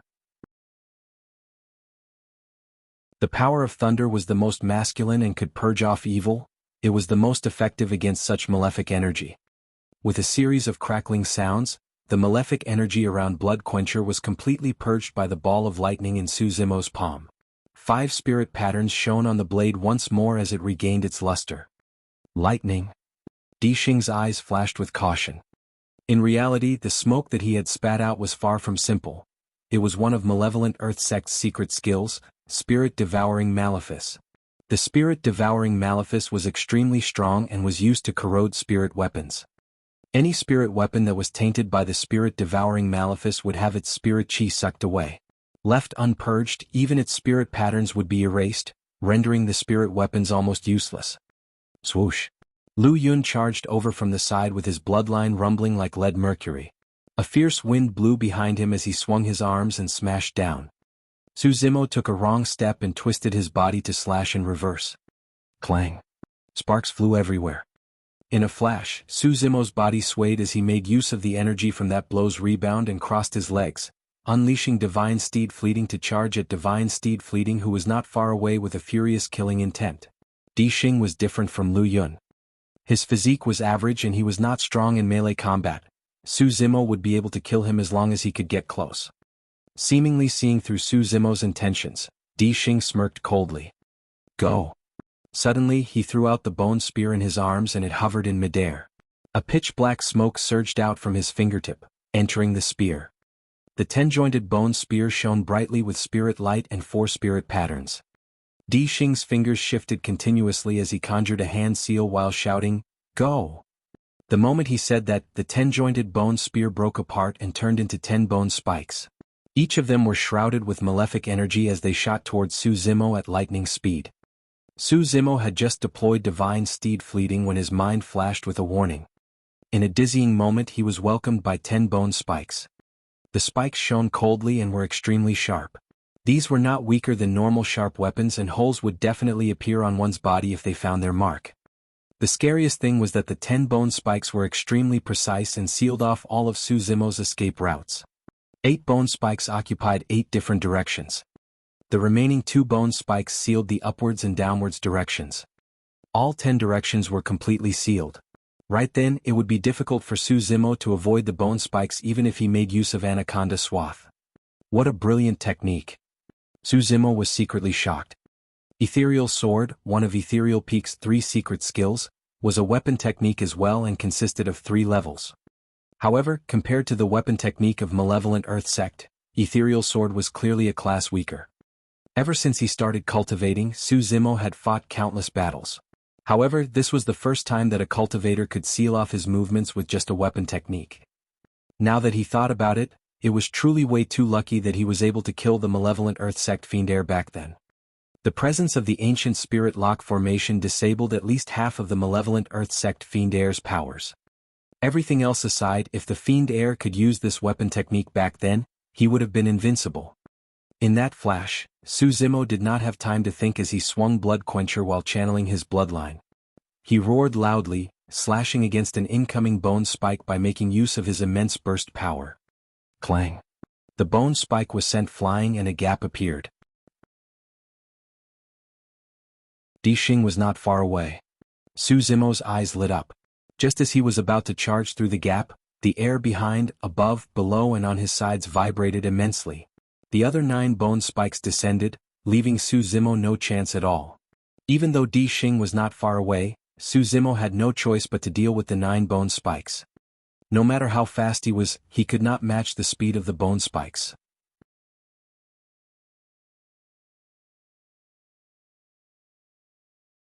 Chapter 386 Contracting Tendons and Bones. Chapter 386 Contracting Tendons and Bones. Clang, clang, clang. Su Zimo swung Blood Quencher and repelled 3 bone spikes consecutively.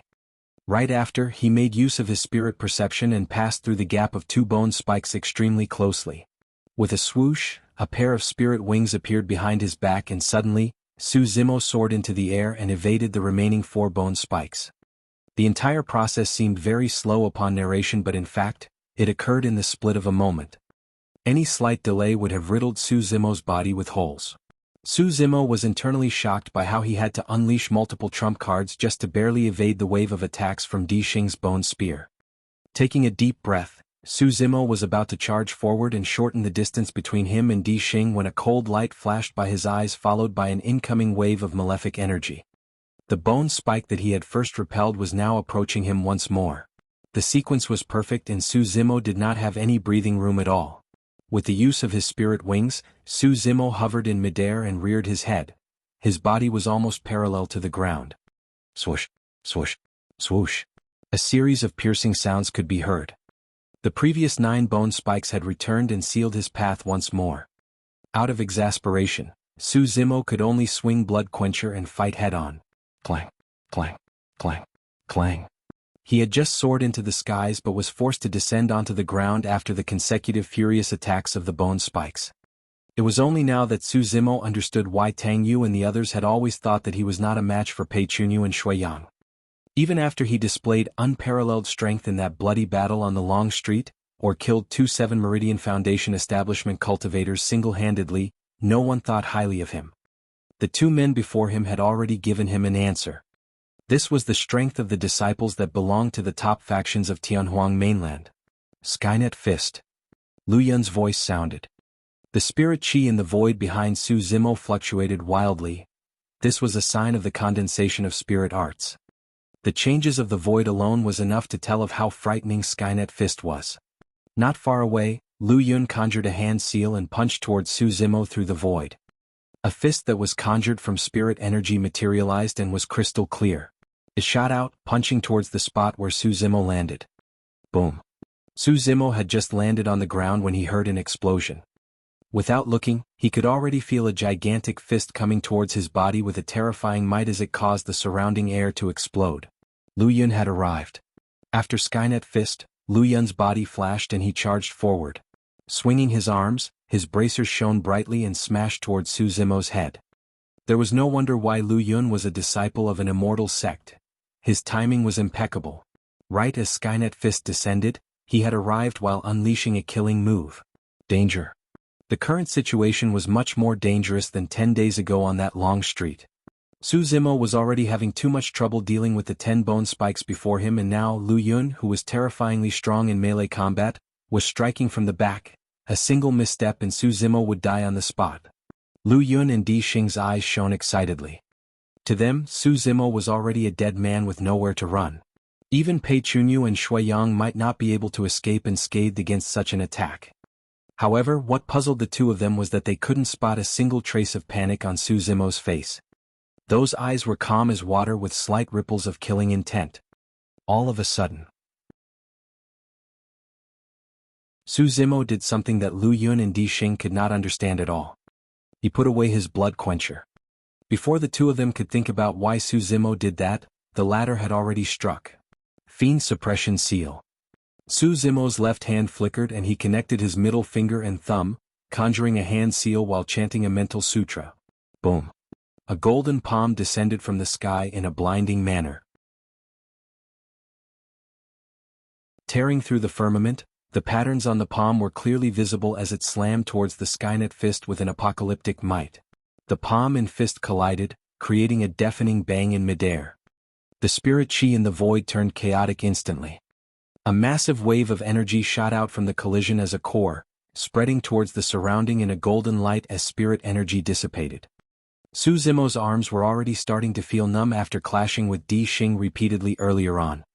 If not for his powerful bloodline that surged like a tidal wave, he would not be able to lift his arms now, let alone have the strength to retaliate. Right then Lu Yun's fist flew over. Good move. Su Zimo narrowed his gaze and punched in reverse. His right hand was the indestructible blood-bone palm. One side was an accumulated attack while the other side was a forced counterattack. Despite knowing that he had the disadvantage in strength, Su Zimo could only ensure that his right hand would not be crippled by the other party's punch. Bang. The fist and arm collided. Lu Yun's bracer struck Su Zimo's fist. However, instead of bones cracking, a dull sound of defeat was heard. Su Zimo's right hand was bloodied but his bones were intact, merely suffering wounds on his flesh. His palm isn't crippled. Lu Yun's pupils constricted. The other party merely suffered injuries on the flesh after taking a supreme-grade spirit weapon head-on with his body. In fact, his bones weren't even cracked. As expected, Su Zimo's strength was not enough for that clash and his body stumbled backwards towards the 10 incoming bone spikes. Fufu, he's going to die in my hands still? Di Xing sneered. However, he stopped before he could finish. Under their watchful gazes, Su Zimo was about to be pierced by the 10 bone spikes when his bones and tendons sounded at the same time. They shifted and suddenly contracted into a bundle, making him the size of a small child. Pust! The two of them gasped. Lu Yun was even more shocked. How was that possible? Because Glass Palace specialized in body tempering, he knew very well that it was extremely difficult for a person to achieve what Su Zimo just did. That was the art of tendons transformation, a point where even the tendons and bones have been cultivated to the extreme. In fact, a person could change their appearance with this. Only a nascent soul with an essence spirit could distinguish between the person's true appearance. Even Pei Chunyu of Glass Palace could not achieve this, let alone him. After his body shrank, a few bone spikes that should have pierced Su Zimo missed instantly. Despite that, Su Zimo could not avoid all of the bone spikes. His miniature frame twisted in midair and contorted into an unimaginable arc, shuttling through a few bone spikes. Poof! Flashes of blood appeared. A bone spike brushed by Su Zimo's chest, leaving a wound. Although he did not manage to avoid all the bone spikes, Su Zimo managed to escape from a fatal situation with his unparalleled use of tendons transformation. Crackle! In front of the two of them, Su Zimo's bones and tendons sounded and that child expanded right away, turning to his original body once more.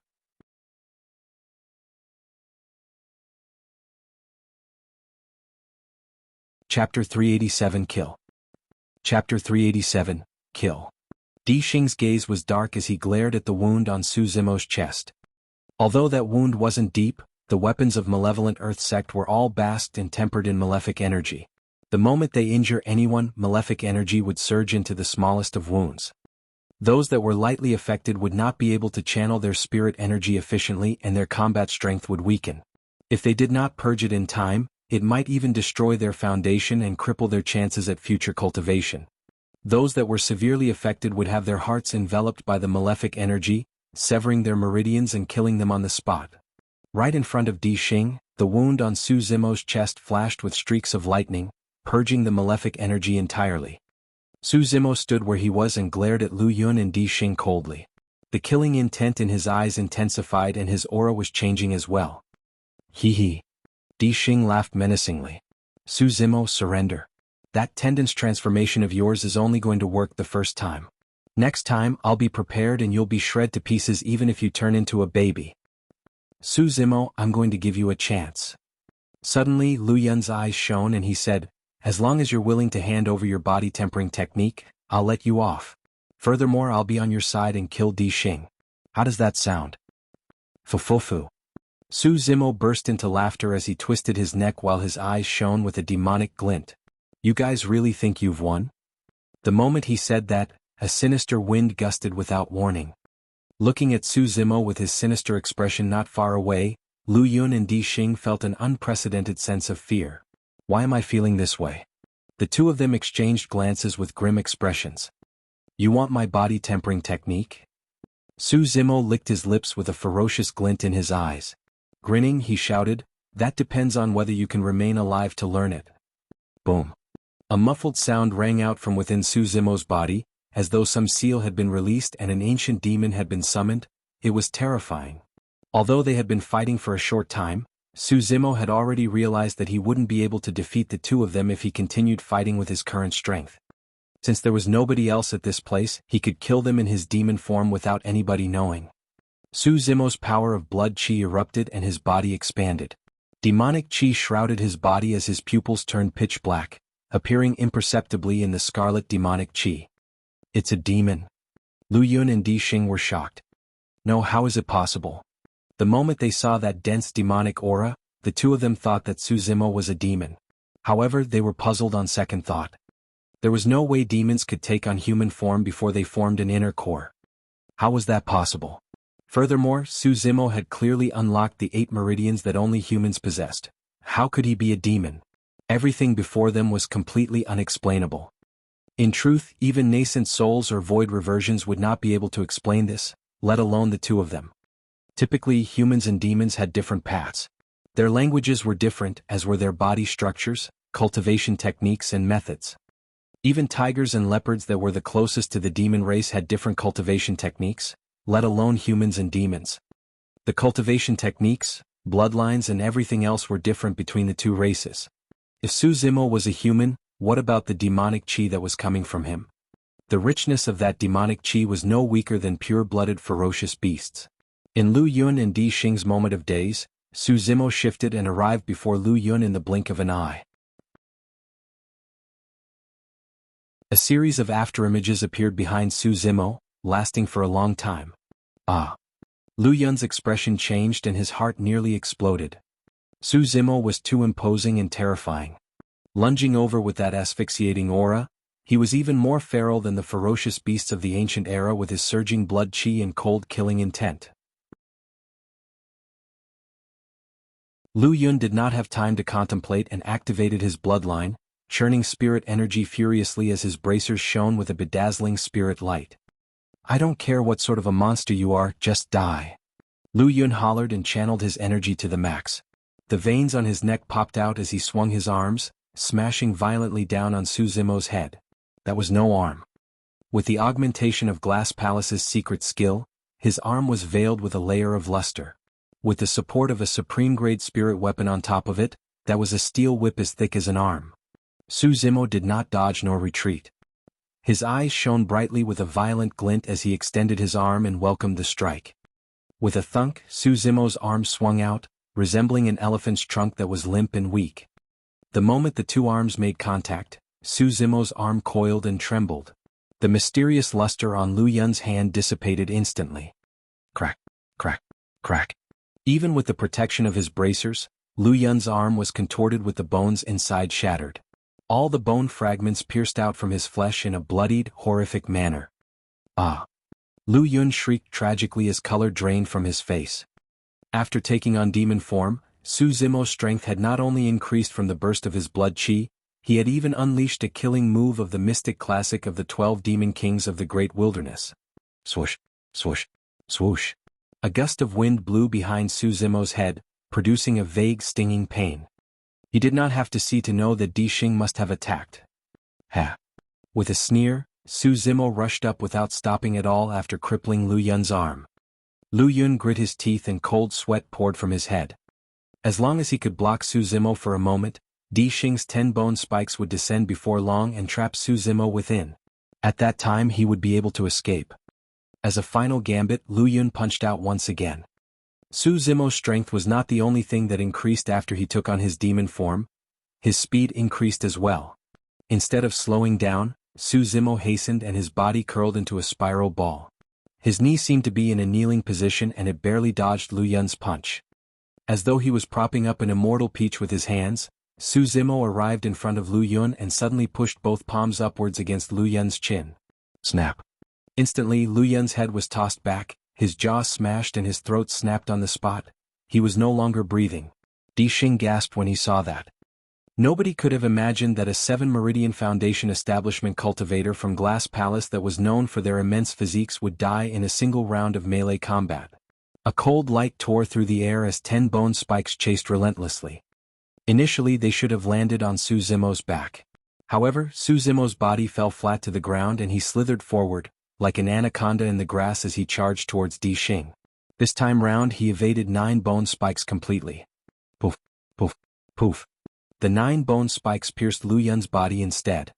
The remaining bone spike was about to strike Su Zimo's head when the latter stretched out his right hand and allowed it to pierce his palm instead. It could not pierce through. A supreme-grade spirit weapon spike could not pierce through Su Zimo's right hand. In Di Xing's moment of daze, his vision blurred and a tall figure stood up from the ground, obstructing his view. It was too fast. Anyone within 10 feet would die instantly. Di Xing felt his heart sink. The next moment, a grisly red demonic chi rumbled and engulfed Di Xing within it.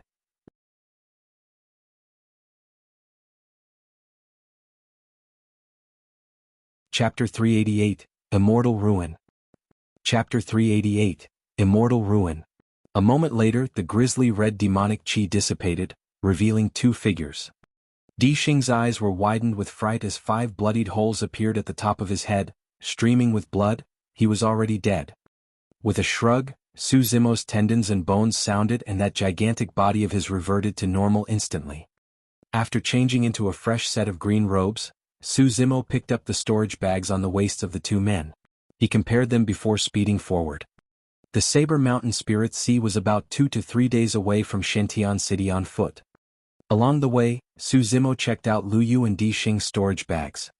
Initially, he thought that it would be best if he could discover the weapon technique of Malevolent Earth Sect that could wield those 10 bone spikes. He could cultivate it and use it on his flying swords. That way he would not only be able to conjure sword formations, but also burst forth with immense killing power with that weapon technique. To his disappointment, he found nothing worthwhile in their storage bags. However, Su Zimo could understand the logic behind it. The weapon technique of Malevolent Earth Sect was definitely a secret skill. There was no way it would be put in a storage bag casually. It was the same for Ethereal Peak's 3 secret skills. Even Golden Cores were not allowed to carry the secret skills with them, let alone Su Zimo and the others. Even though he managed to kill disciples of the super sects, Malevolent Earth Sect and Glass Palace, in this battle, Su Zimo had been self-reflecting. While he had been through countless battles ever since he started cultivating, he had rarely fought with disciples of these super sections. The only time was deep underground. 1 against 5, Su Zimo even managed to defeat 5 fiend heirs of the fiend sections. That battle created a false impression for him that even fiend sects were merely of that standard. In that case, there was nothing to fear about immortal sects and Buddhist monasteries. Furthermore, in recent years, Su Zimo never had the taste of failure within his same level and had even managed to kill opponents above his level. In his battle knowledge, he felt that he could make use of his movement techniques to shorten the distance between his opponents and kill them even if their cultivation realms were higher than his. However, this battle awakened Su Zimo and humbled him. Truly powerful opponents could restrict his movements and actions just by making use of brilliant weapon techniques. In fact, they can force him to have nowhere to hide, let alone get close. Di Xing's 10 bone spikes were swift, strong and had sharp angles. Their attacks were fluid as water with no delays between them. Su Zimo could barely deal with it, let alone get close to kill his opponents. That was precisely the terrifying and powerful aspect of chi refinement cultivators. Most cultivators were indeed weak in physique and would die if demon beasts closed into them. That was a fact. However, cultivators could make use of various spirit arts and weapons to restrict the demon beast's movements. Body-tempered cultivators and chi refinement cultivators had their own advantages and flaws. The stronger of the two would depend on which side had the stronger advantage. Take the battle earlier for example. Su Zimo could not deal with the attacks of the 10 bone spikes merely by activating his bloodline. However, after he took on demon form and burst with his blood chi, his strength and speed was raised by a level, magnifying his advantage as a body-tempered cultivator and allowing him to close in and kill his opponent. Di Xing and Lu Yu were enough to cause trouble for Su Zimo. If he was dealing with Pei Chunyu and Shui Yang, things would be even more difficult. Furthermore, Glass Palace and Malevolent Earth Sect were only a part of the Immortal and Fiend sections. There were a total of 9 Immortal sects, 7 Fiend sects and 6 Buddhist monasteries. All of those ancient sects had firm foundations and countless secret skills. What sort of methods would their legacy disciples possess and how terrifying would they be? Despite knowing that, Su Zimo's eyes had no trace of worry. Instead, they shone with a fervent gleam. On the surface, he had ventured deep into the ancient battlefield for a perfect meridian unlocking elixir. However, deep in his heart, Su Zimo wanted to witness the disciples of these super sects. He wanted to battle. He wanted to battle through the world. Deep in his bones, there was a pride that did not allow him to be weaker than others. Thanks to his strong stamina and physique, Su Zimo traveled day and night without resting. Even in the night, he didn't have any scruples. By emitting his immense demonic chi while traveling, few demon beasts dared to approach him. 2 days later, Su Zimo slowed down gradually and looked at the distant horizon with deep shock in his eyes. He had never seen the legendary Saber Mountain Spirit Sea before. However, the moment he arrived at this place, he already knew that the mountain and sea before him was the exact location. Before he even arrived, Su Zimo could hear the rumbling of the sea gushing and invigorating one's mind. The damp aura blew at his face.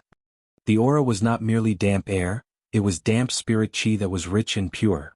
Could the boundless sea before me be made up of spirit chi entirely? Su Zimo could not help but feel shocked when that thought crossed his mind.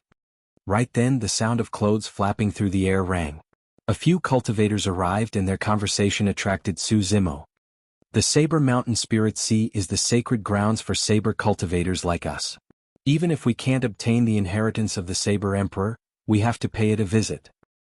It's said that in the ancient times before the Saber Emperor left Tianhuang mainland, he used his supreme dermic powers and absorbed the spirit chi and minerals within 5,000 kilometers, forming a mountain and sea. It was because he did not want the way of the saber to be lost in Tianhuang mainland that he created this immortal ruin, the Saber Mountain Spirit Sea. That's amazing, someone exclaimed. Su Zimo was shocked as well. What sort of prowess was it for someone to amass chi and minerals to form a sea and mountain with the flip of a hand? It was comparable to carrying a mountain burning the skies for rain to form an ocean. The most frightening thing was that this spirit sea was created countless years ago back in the ancient era. The sands of time erased countless major sects of the ancient era, leaving no trace behind. However, this ruin was still intact without any signs of drying up. If the legend was true, the Saber Emperor might have already surpassed the level of a cultivator.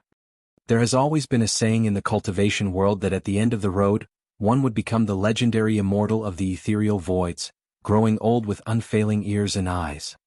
However, nobody could give a definite answer as to whether or not there were truly immortals. But to Su Zimo, even the immortal methods of the legends were nothing much. Now that he was here, the Saber Mountain Spirit Sea brought a greater impact for Su Zimo. There were countless dark reefs near the shore. For some reason, the reefs were covered with marks of sharp weapons, etched in a shocking manner.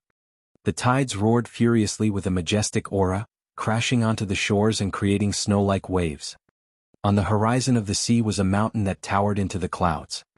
The shape of that mountain resembled a long saber that was stabbed into the sea. With a slender and precipitous blade, its handle was hidden in the clouds, barely visible. This was the Saber Mountain Spirit Sea.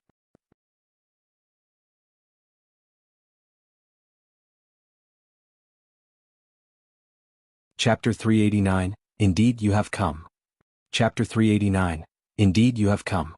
The sword reigned supreme in Tianhuang mainland and there were extremely few pure saber cultivators, much less in the ancient battlefield. Although the ruin was left behind by the Saber Emperor, there were not many cultivators gathered here. Merely a few thousand people gathered along the coastline. The strange thing was that most of the cultivators stood far away from the shore, seemingly afraid of the Spirit Sea as they pointed in hushed discussions. Because he had limited knowledge of the Saber Mountain Spirit Sea, Su Zimo came beside the crowd and listened intently. The methods of the Saber Emperor are extraordinary to be able to condense chi into a sea. I'm sure the benefits of cultivating in this Spirit Sea must be immense. In the crowd, a skinny cultivator murmured deeply with bright eyes. Fufu. How ignorant. The moment he said that, the crowd started mocking him. The person who first spoke blushed and craned his neck, refuting, "What did I say wrongly? The spirit chi within the Spirit Sea is extremely rich and pure. However, it possesses boundless saber chi and is extremely sharp. You will have to receive the baptism of the saber chi the moment you enter the Spirit Sea. With your tiny frame, you will most likely explode a few steps into the Spirit Sea. There have been countless elites who have been buried in this Spirit Sea throughout history. You can try entering if you're not afraid of death." Su Zimo was enlightened. This was the reason why there were marks of sharp weapons on the reefs. It was because the Spirit Sea contained endless saber chi and cultivators with weak physiques could not handle it at all. If they stood too close to the shore, one might not be able to escape if a huge wave crashed and engulfed them within. A cultivator said in a deep voice, "This is a test left behind by the Saber Emperor. One will have to cross the Spirit Sea and ascend the Saber Mountain if they want to obtain his inheritance." Su Zimo looked into the distance. The Saber Mountain stood erect at the end of the Spirit Sea, truly far away and unreachable. "That's easy." The skinny cultivator pointed to the Saber Mountain and declared proudly, "We can just ride on our flying swords. Even though the Saber Mountain is far away, there's no way we wouldn't be able to reach it before nightfall." Ha ha ha ha. The crowd laughed once more. Someone shook his head. If the test left behind by the Saber Emperor was so simple, there wouldn't only have been a single person who received his inheritance from the ancient era till now, right? Before he finished, a cultivator arrived from far away looking excited. Summoning a spirit saber from his storage bag, that person leaped onto it and channeled spirit energy before shouting softly, "Go!" Shoo. He turned into a streak of light and crossed the Spirit Sea, flying towards the Saber Mountain. Most of the cultivators in the crowd had mocking expressions and smirked coldly, as if waiting to see a joke. Su Zimo knew that things were probably not so simple. Before he could complete his thought, the person froze in midair above the Spirit Sea and paused for a moment before falling in. No matter how that person struggled to channel spirit energy in midair, it was useless. He was swallowed by a wave before he even fell into the Spirit Sea. Ah! He floated on the Spirit Sea and let out an occasional scream before vanishing after a brief moment. The surface of the water was stained with blood that was gradually washed away by the surging waves. The skinny cultivator who first declared that he wanted to ride his flying sword across the Spirit Sea turned pale as sweat poured down from his forehead while he breathed hurriedly. Su Zimo was secretly shocked as well. The Spirit Sea was truly out to kill. That explains why nobody has tried to cross the Spirit Sea despite thousands of cultivators standing here. A cultivator at the side explained, "Flying is forbidden in the skies above the Spirit Sea. Even if you manage to enter it, you will still fall into the water. You're only asking for trouble trying to come up with tricks in the face of an emperor," someone else sneered.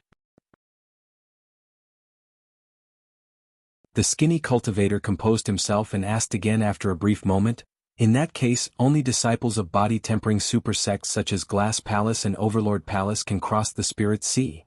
It doesn't matter what sect you are from." Another cultivator explained, "Only saber cultivators are qualified to cross the Spirit Sea. Any other cultivator will be minced to death by the saber chi if they try to cross it forcefully." That's right. I heard that in the past, a paragon from Sword Sect tried to cross the Spirit Sea to challenge the Saber Emperor's authority. Before he was even 100 meters in, he was sliced apart by the saber chi and buried within the Spirit Sea. With that, Su Zimo had a rough understanding towards the Saber Mountain Spirit Sea. First, one could not fly over. Second, one had to be a saber cultivator. Third, only those with a physique strong enough to withstand the baptism of the saber chi can cross the Spirit Sea and pass the Saber Emperor's test. In that case, he might truly be able to give it a shot. Right then, Su Zimo's gaze shifted towards a dark black reef by the shore. A man in blood-colored robes sat there with a long saber placed horizontally across his knees. His eyes were shut and his drenched black hair swayed casually, covering his face. Of the thousands of cultivators, this man was the only one who dared to sit on a reef by the shore regardless of the waves. Even though his clothes were long drenched, he seemed oblivious to the fact. There were more than 10 corpses behind this person, some of them had clearly just died not long ago. When he looked at the person's back view, Suzimo felt like he had seen this man somewhere before but could not recall where. After pondering for a moment, he looked at a cultivator beside him and asked softly, "Who's the blood-robed cultivator?" "That's a savage character." The cultivator whispered warily, "Do you see those corpses behind him? Those were cultivators who wanted to cross the spirit sea. However, they chose to start too close to him and were killed by him." "Just because of that?" Suzimo furrowed his brows slightly. If that was the only reason why this man went on a massacre, he was definitely not just savage. The cultivator pursed his lips and said, "Zenith Sect's fiend heir doesn't need reasons to kill. It's him." Suzimo's heart skipped a beat. The cultivator at the side continued, "There's a high chance he's going to cross the spirit sea and obtain the inheritance. I heard that the cultivator who managed to obtain the Saber Emperor's inheritance 1,000 years ago was from Zenith Sect as well." All of a sudden, the blood-robed cultivator who was seated on the reef with his eyes shut stood up and turned around slowly, looking in Suzimo's direction. A top-tier expert as such would definitely sense something if someone was staring at him for a long time. Furthermore, at that moment, Suzimo's mental state fluctuated slightly and there was even a hint of hostility in his eyes. When he saw the person's face, Suzimo no longer had any doubts. The blood-robed cultivator was the fiend heir of Zenith Sect that he had fought underground back then. Fufufu. The blood-robed cultivator laughed and stared at Suzimo. His eyes were bright and burned with excitement as he said slowly, "Indeed you have come. I've been waiting for a long time."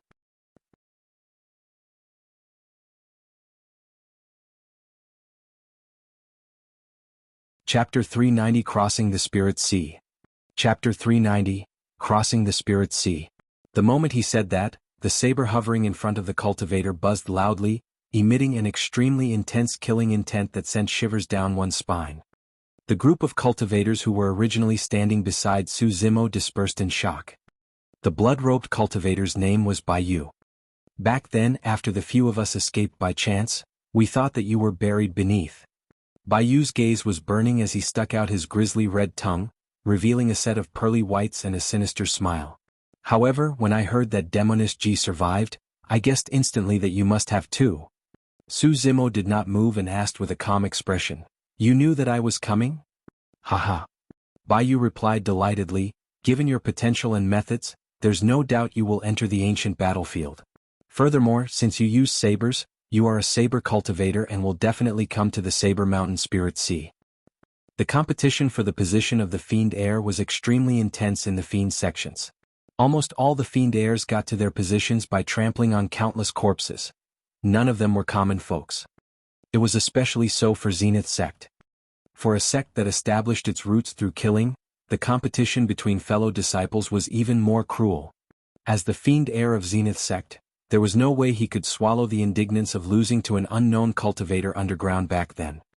Seems like the two of them have a deep feud. What is the background of that man? How is he still alive and well despite having a feud with the fiend heir of Zenith Sect? Far away the cultivators discussed in groups. Baiyu's gaze darted past Suzimo's waist and he could not help but scoff coldly when he did not catch sight of a sect badge.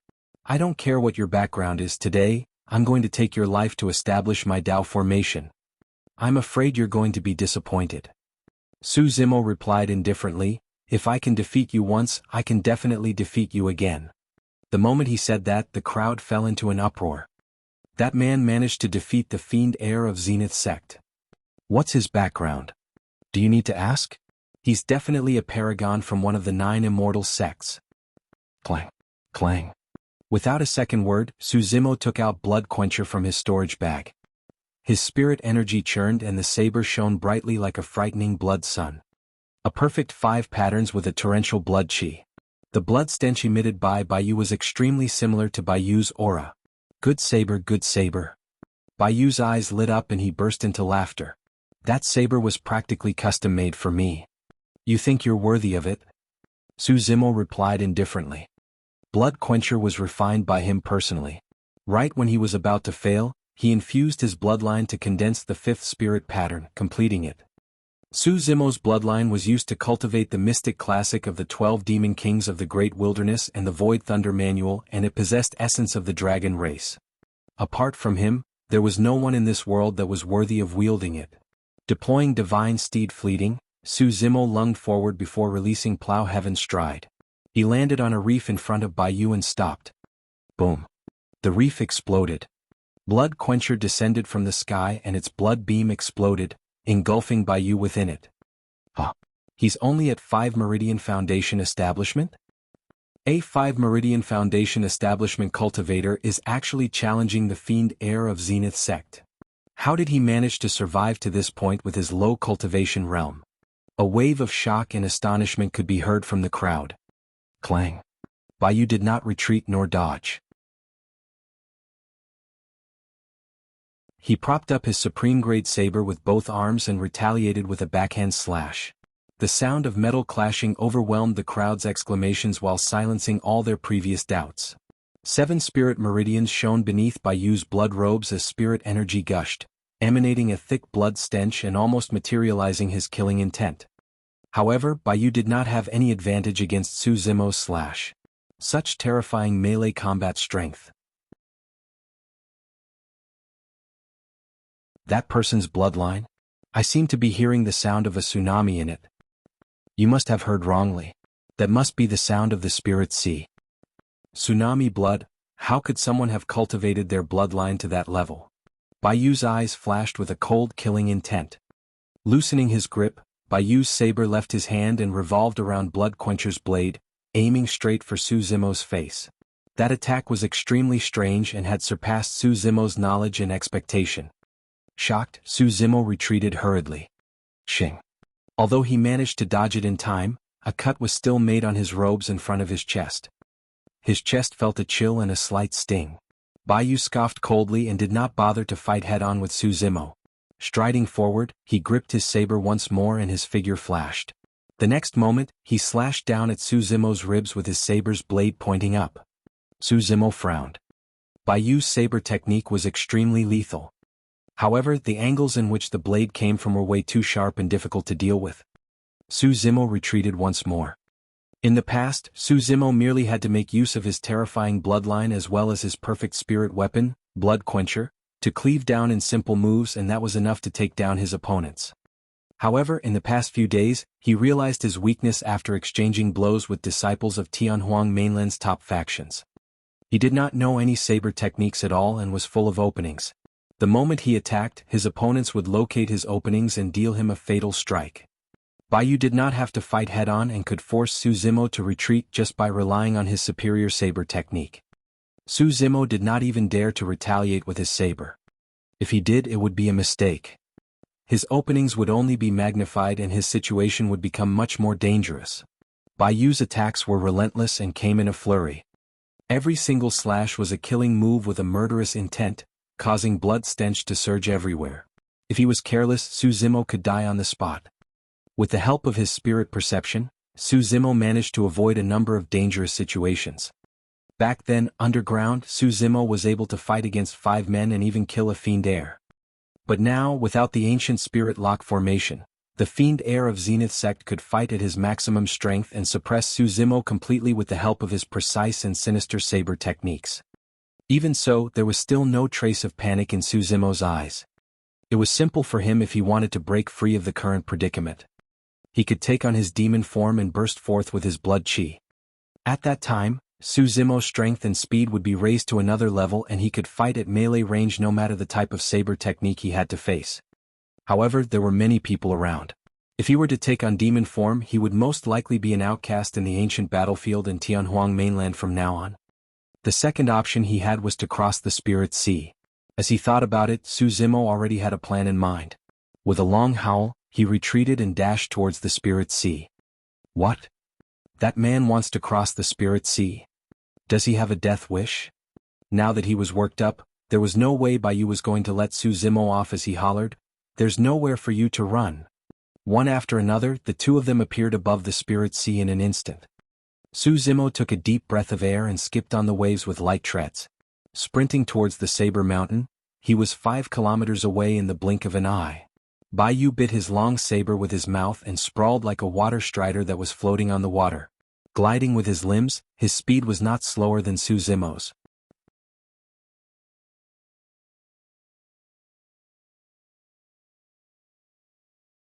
Chapter 391, Unwavering. Chapter 391, Unwavering. The Spirit Sea was definitely not a blessed place in the eyes of everyone. This was a place where countless elites and paragons have been consumed. Right now there were few cultivators who dared to attempt it. Su Zimo and Bai Yu's rush into the Spirit Sea one after another caused a commotion. Initially the water surface merely surged with waves. However, after the two of them entered, the Spirit Sea seemed to have been agitated and turned tumultuous. Gigantic waves over 100,000 feet tall were formed, crashing down with tremendous auras. Su Zimo and Bai Yu froze at the same time, looking at the towering wave before them with stunned expressions. This was the power of heaven and earth and was impossible for humans to resist.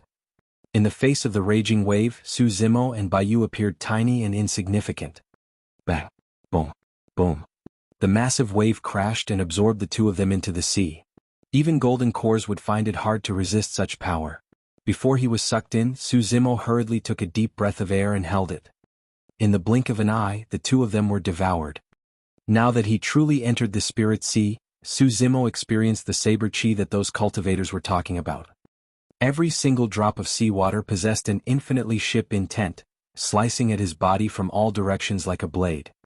Even with his powerful body, he could feel slight waves of pain. Su Zimo was secretly shocked. If any ordinary cultivator were absorbed by the Spirit Sea, they would most likely be torn into pieces within 10 breaths. All of a sudden, Su Zimo's mind flashed with a warning as the water current behind him fluctuated unusually. It was as though an extremely sharp object was cutting through the waves towards him. It's Bai Yu. Even after entering the Spirit Sea, Bai Yu did not give up on hunting down Su Zimo. Su Zimo exerted all his force and leaped like a water dragon, resurfacing above the water. He tread on the water and continued sprinting towards the Saber Mountain. Bai Yu was hot on his heels. In front of them, the waves rumbled louder and louder. The ocean spray was like a white line between the sky and the sea, resembling a massive army charging at them with ferocious momentum. In the blink of an eye, Su Zimo and Bai Yu were swallowed by the wave once more. They resurfaced time and again only to be eaten up by the waves repeatedly. Under the baptism of the endless saber chi, even Su Zimo was feeling pressured. The deeper into the Spirit Sea, the more terrifying the power of the waves became. The sea howled relentlessly and the waves surged as if they could not calm down unless they ate Su Zimo and Bai Yu. The two of them slowed down. The distance between the two of them increased as well. In terms of physique, Bai Yu could not match Su Zimo's after all. By now, Bai Yu was already feeling a little exhausted and dizzy. The longer they were in the Spirit Sea, the more saber chi they would accumulate within their body. Once the limit it could endure was reached, the body would be shredded up by the endless saber chi, causing the flesh, tendons, bones and organs to be cut up. Bai Yu could already sense the saber chi of the Spirit Sea invading his organs. With a leap, he appeared on the surface of the sea and took a deep breath of air. There was a faint taste of salt at the bottom of his throat. I can't chase any more. Bai Yu's heart skipped a beat. He would still have a chance if he were to return to shore right now. If he truly entered the depths of the Spirit Sea, it would be too late even if he wanted to retreat at that time. His eyes were filled with hatred as he looked at Su Zimo, who was still floating in the Spirit Sea. He was indignant that he could not get to kill Su Zimo personally. However, to him, Su Zimo would definitely die if the latter continued to advance. That was because the waves of the deep sea would only turn more ferocious and the saber chi would be even sharper. At that thought, Bai Yu scoffed coldly and turned for the shore. As for Su Zimo, he was getting further and further from the shore. Su Zimo did not bother about what Bai Yu did. In the Spirit Sea, given Bai Yu's physique, there was no way the latter could catch up to him. Su Zimo's attention was entirely focused on how he should deal with the waves crashing from all directions, on how he should pass the test to reach the Saber Mountain. After arriving on the shore, Bai Yu's face was pale as he assumed a lotus position right away to channel his bloodline so as to purge away the saber chi in his body. A long time later, thousands of cultivators stood at the shore and watched the tiny figure. All of them were shocked with agape mouths. 4 hours had passed and that man was still struggling through the Spirit Sea. This was an outcome that none of them had expected. At this moment, even though Su Zimo appeared tiny, none of them viewed him as a pathetic being. His unyielding will moved everyone. It was the same for the path of cultivation as well. If one did not have a will and determination as such, how could they reach the very end? Could he truly be able to obtain the Saber Emperor's inheritance? I don't think so. Throughout history, only one person has succeeded. This person can't do it. By the looks of it, I don't think he can hold out for much longer. Many cultivators discussed softly. Suddenly, Baiyu opened his eyes and let out a long breath, adding a tinge of redness back to his face. He had finally expelled all the saber chi in his body after 4 hours of cultivation. However, during this period of time, Su Zimo was still advancing against the tide, fighting against the surging waves and the sharp saber chi. I don't believe that you'll be able to reach the Saber Mountain. Baiyu glared ahead coldly and mumbled with grit teeth. Right then, another torrential wave surfaced on the sea far away, crashing heavily onto the figure.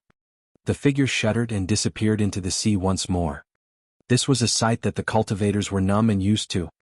Not long later, that figure would resurface once more. 15 minutes passed and nothing happened. After an hour, it was the same.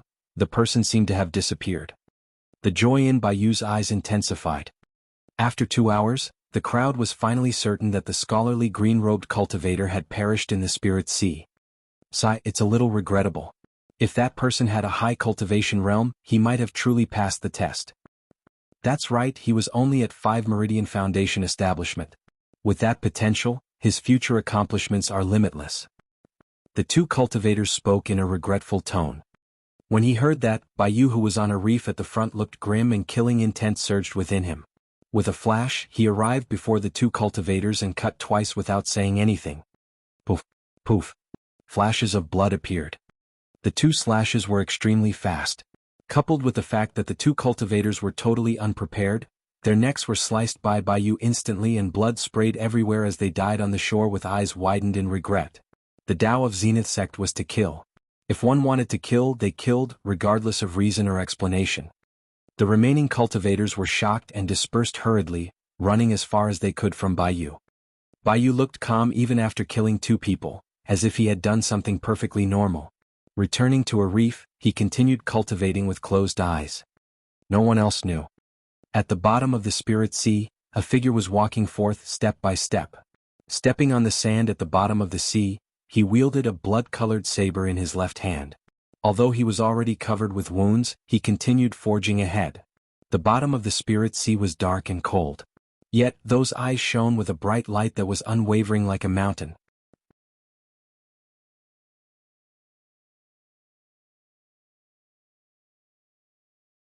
Chapter 392 Breakthrough. Chapter 392, Breakthrough. It was getting increasingly difficult to travel on the surface of the sea. The power of the waves was too strong and Su Zimo's body was already breaking apart from the relentless impacts. His organs were already shaking violently. He would definitely die if he continued that way. As such, Su Zimo could only take a deep breath of air and sink to the bottom of the sea. The bottom of the sea was filled with white bones. Those were the elites that have died in the spirit sea over countless years. Stepping on their bones, Su Zimo advanced slowly. The bottom of the sea was much calmer compared to the surface without any shocking or turbulent waves. However, there was the undercurrent. Deep in the sea, Su Zimo had to endure even more pressure with the endless saber chi alongside going against the current. There were countless times when he was pushed back by the undercurrent. However, each time he got back up and continued advancing. As time passed by, the saber chi within Su Zimo's body was already at his limit. Wounds appeared on his flesh, blood vessels, tendons, bones and organs as the sharp saber chi crisscrossed. Su Zimo's skin had already split open and blood was oozing out. There were spiderweb-like cracks all over Su Zimo's body and it looked horrifying. He grunted and stopped in his tracks. If this continued, his life force would be completely destroyed by the saber chi. Su Zimo sat on the ground and burst forth with his power of blood chi. He was not worried about his demonic cultivation being exposed now that he was at the bottom of the sea. The sound of tsunami, rumbling thunder, tigers and leopards as well as an odd sound that was rather familiar emanated out from his body in a terrifying manner. Dragon's roar. A thought flashed through Su Zimo's mind. This fourth sound was the dragon's roar that he had heard back in the primordial ruins. It possessed a vastness, majesty and solemnness that came from the primordial era. The half-a-dragon's egg that Su Zimo ate left an irremovable mark in his body. At the same time, he began to circulate the mental technique of the mystic classic of the 12 demon kings of the great wilderness. If he wanted to survive, he would first have to suppress the saber chi within him. From the initial body tempering section, he carried on with tendons transformation, bones strengthening, marrow cleansing, organs refinement and finally ended at orifice clearing. Su Zimo chanted the 6 sutras internally and circulated their mantras mentally, cycling them continuously within his body. A wild bovine demon king appeared behind Su Zimo. Plowing through the heavens, its horns were sharp as spears as it raised its head furiously, threatening to tear the firmaments apart. After a slight delay, another phantom appeared. This time round, it was a massive bear demon that stood upright and howled into the skies. Right after, an anaconda circled around with cold eyes. A towering ape demon stood with bloodshot eyes, roaring in an untamed manner as it pounded its chest and stomped its feet. The dull thuds produced sounded like a god drumming from the heavens. On his back, a divine steed with bone spikes galloped over, cracking the voids everywhere its hooves landed in a frightening manner. Right after, the phantoms of the white tiger and spirit leopard appeared, bearing their menacing fangs as they lunged over. Billions of lightning bolts coiled around Su Zimo's body blindingly. In that sea of lightning, the phantoms of countless demon kings appeared, howling into the skies with endless might as they fought against the saber chi within Su Zimo's body. In front of everyone, the surface of the sea that had returned to normalcy suddenly started surging once more with torrential waves without any warning at all. It was as though a terrifying life form of the ancient era was awakening at the bottom of the sea. Could that man be alive? I can't be right? The cultivators were filled with doubt. Bayu's eyes flashed with suspicion. Deep in the sea, saber chi streaked rampantly, leaving wounds both inside and outside Su Zimo's body. His bloodline rumbled and wounds were healed to normal the moment they oozed with traces of blood. Destruction and repair, destruction and repair. The cycle continued. Intense pain stimulated Su Zimo's nerves. However, his gaze was only burning brighter. Su Zimo's blood, flesh, tendons, bones, meridians and organs underwent a transformation once more under the cycle. It wouldn't be long before his mouth orifice would be cleared as well. Whether or not he obtained the Saber Emperor's inheritance, this was not a trip in vain. There was no way he would be able to clear his mouth orifice within a month without pressure as such. A long time later, Su Zimo's body shuddered and he suddenly opened his mouth, letting out a howl. Given the terrifying pressure of his surroundings, seawater would gush in the moment he opened his mouth. Doing it was simply courting death. However, as he howled, the phantoms of the demon kings behind him howled at the same time. A tremendous sound wave was released, causing endless ripples and forced back the seawater around him. His mouth orifice was cleared. At this point of his cultivation, of the 7 orifices, his eye orifices were the only ones yet to be cleared. After howling, the seawater drowned Su Zimo in an even more turbulent manner, crashing repeatedly. As though it was provoked, the saber chi turned even wilder. Crack, crack, crack. The phantom of the demon kings dispersed. The next moment an even more terrifying aura appeared. Behind Su Zimo, a blood-colored butterfly appeared. It seemed illusory and surreal with 2 crescent moons imprinted on its wings. Instantly, the seawater calmed down, frozen solid as though it was shocked by the aura.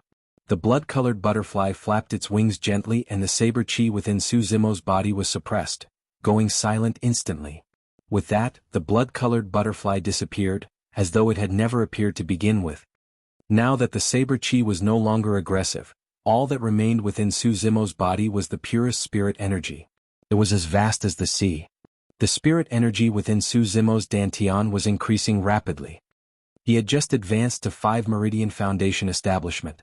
But right now, his 5th spirit meridian was completely filled with pure and rich spirit energy. As spirit energy surged, his 6th spirit meridian started to appear faintly. A long time later there was a loud boom. The 6th spirit meridian was unlocked beneath his green robes. 6 meridian foundation establishment. Su Zimo was stunned. He had broken through in both his immortality and demonic cultivation. Although he was now at the bottom of the sea, the pressure he was experiencing decreased greatly. Su Zimo continued advancing against the currents. Before long the spirit sea changed once more. As though an invisible pair of hands had reached into the spirit sea to stir it forcefully, a gigantic vortex was formed, affecting the entire sea. Su Zimo was sucked into it and merely felt the world spin. His entire body was contorted by the power of the vortex and felt like it was about to explode. His tendons and bones sounded at the same time as his organs shifted positions. Hurriedly, Su Zimo released his blood chi to contain the injuries within his body.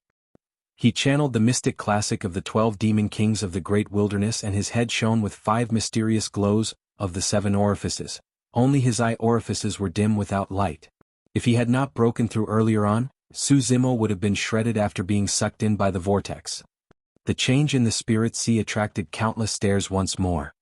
The vortex was way too terrifying, resembling a black hole that threatened to devour the entire universe. How could this be? I heard from my master that 1,000 years ago, a similar phenomenon appeared after the cultivator who obtained the Saber Emperor's inheritance entered the spirit sea. You mean to say? Look, there seems to be someone inside the vortex. On the reef, Bayu's expression turned extremely terrible.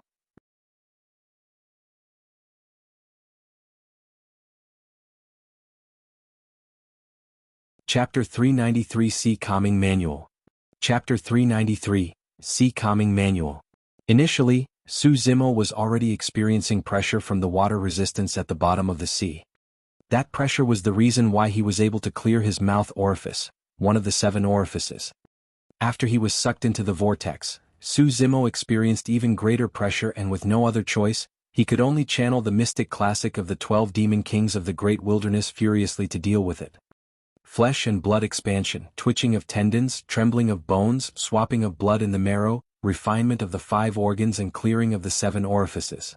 Under the stimulation of the vortex, endless demonic chi rushed towards his head, striking the eye orifices again and again. After a long time, Su Zimo, who was trapped uncontrollably within the vortex, opened his eyes suddenly and 2 divine lights burst forth, illuminating the entire dark sea. All 7 of his orifices were cleared. His skin, flesh, tendons, bones, marrow, organs and orifices entered a synthetic relationship, forming a major heavenly cycle within his body and attaining lesser mastery of the orifice clearing section. Although the vortex was still present, Su Zimo was rooted to the spot. He did not budge no matter how the seawater washed, spun and twisted around him. Now that his 7 orifices were cleared, the feeling of dizziness vanished instantly. In a moment of emotion, Su Zimo could not help but roar into the skies. His roar was so high-pitched that it pierced through metal and cracked rocks. In fact, it overwhelmed the surging sound of the sea. The cultivators who were standing at the shore could not help but shiver with shocked expressions when they heard the howl. They no longer had any doubts. That man is still alive. Is he going to be the second person to obtain the Saber Emperor's inheritance? The fiend heir of Zenith sect, Bayu, sat on the reef, looking grim in silence. Look! Suddenly someone yelled and pointed to the depths of the spirit sea. Everyone looked over and saw that the vortex that resembled a black hole was moving slowly towards the Saber Mountain, as if it was being pushed by some unknown force. What's going on? Everyone was confused and could not understand what was happening. If any cultivator could fly above the spirit sea and look down at that moment, they would be greeted with a shocking sight. In the middle of the vortex, a green-robed cultivator was striding casually at the bottom of the sea. Hands behind his back, his eyes were bright and he was surrounded by demonic chi. Each step he took pushed the vortex forward a little bit. The entire spirit sea was being moved by him. Time passed by slowly. In the blink of an eye, a day and night had passed.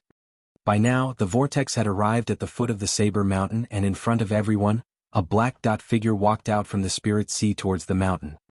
He had passed. After 1,000 years, there was another cultivator who passed the Saber Emperor's test and was about to obtain the latter's inheritance. At the shore, many cultivators were dumbstruck and their eyes flashed with a hint of jealousy. Bayu narrowed his eyes and his gaze shimmered. Nobody knew that the shock in his heart was even greater right now. It was because he had heard that 1,000 years ago, the senior from Zenith sect who obtained the Saber Emperor's inheritance was completely exhausted by the time he crossed the spirit sea. He had to rest for 7 days to recover his energy before ascending the mountain. But right now, this man before him actually had the energy to ascend the mountain right after crossing the spirit sea. He has to die. Closing his eyes, Bai thought to himself. He knew slightly more about the Saber Emperor's inheritance than the other cultivators. It was said that the Saber Emperor left 2 secret arts at the top of the mountain. One of them was a secret mental technique and was already obtained by the senior from Zenith sect. It was said that the other one was a saber technique with 5 stances. In other words, the inheritance that Su Zimo was about to acquire was the 5 stances. The more profound a saber technique was, the harder it would be grasp it. Furthermore, there were different levels of mastery to the saber technique as well.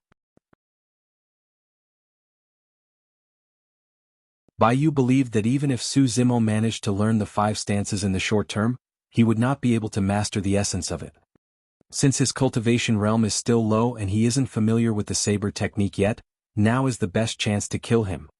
Taking a deep breath of air, Bai Yu assumed a lotus position. He planned on waiting by the shore to kill Su Zimo the moment the latter returned with the inheritance. Mountain Peak. It was empty and desolate with a single stone tablet. The stone tablet was etched with a vivid painting. It was a burly man bearing his chest uninhibitedly as he sat alone by the seaside. With a saber laid horizontally across his knees, he held a jar of wine in his left hand and watched the sea wistfully with a hint of worry. Although he had never seen the Saber Emperor in person, Su Zimo knew the moment he saw the painting that the burly man was the Saber Emperor. Walking forward, Su Zimo stroked the stone tablet gently with his palm. The coarse surface of the stone tablet related to him the signs of time passing by. Suddenly Su Zimo froze on the spot. A thought surged into his mind. Somebody else has finally arrived here after 1,000 years. Sigh. That sigh was one of gratification and emotion but mostly of relief. The ancient war destroyed the Tao of the 100 weapons, leaving the sword to reign supreme. I am about to cross far beyond the South Sea and I don't wish for the way of the saber to be lost in Tianhuang mainland. As such, I've left behind my inheritance. There are 2 manuals here that await those with affinity. Su Zimo knew that this was only a remnant thought left behind by the Saber Emperor.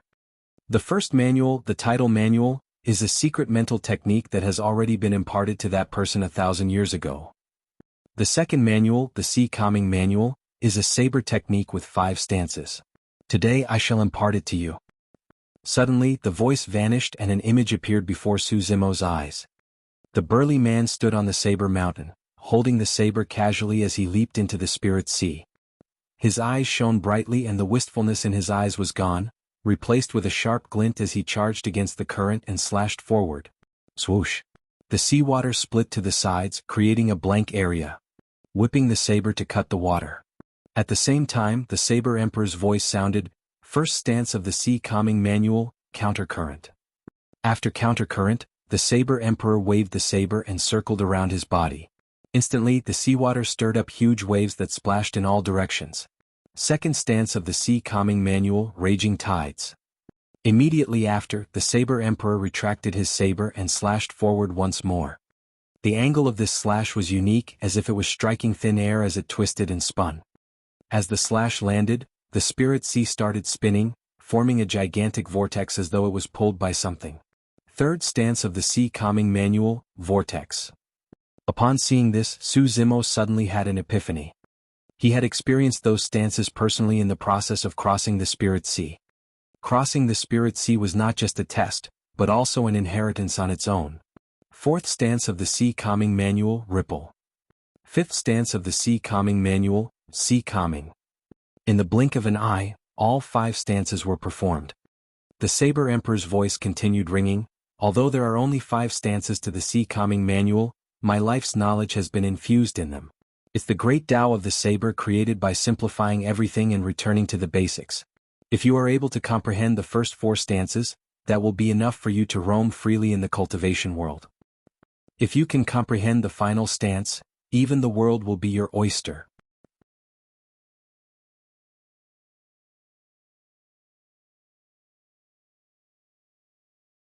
Chapter 394, Imminent Danger. Chapter 394, Imminent Danger. In the Tao of the 100 weapons, be it the sword or the saber, there are 3 levels of mastery to them: form, force and intent. The Saber Emperor's voice continued sounding. By form, it means the stance of the saber techniques.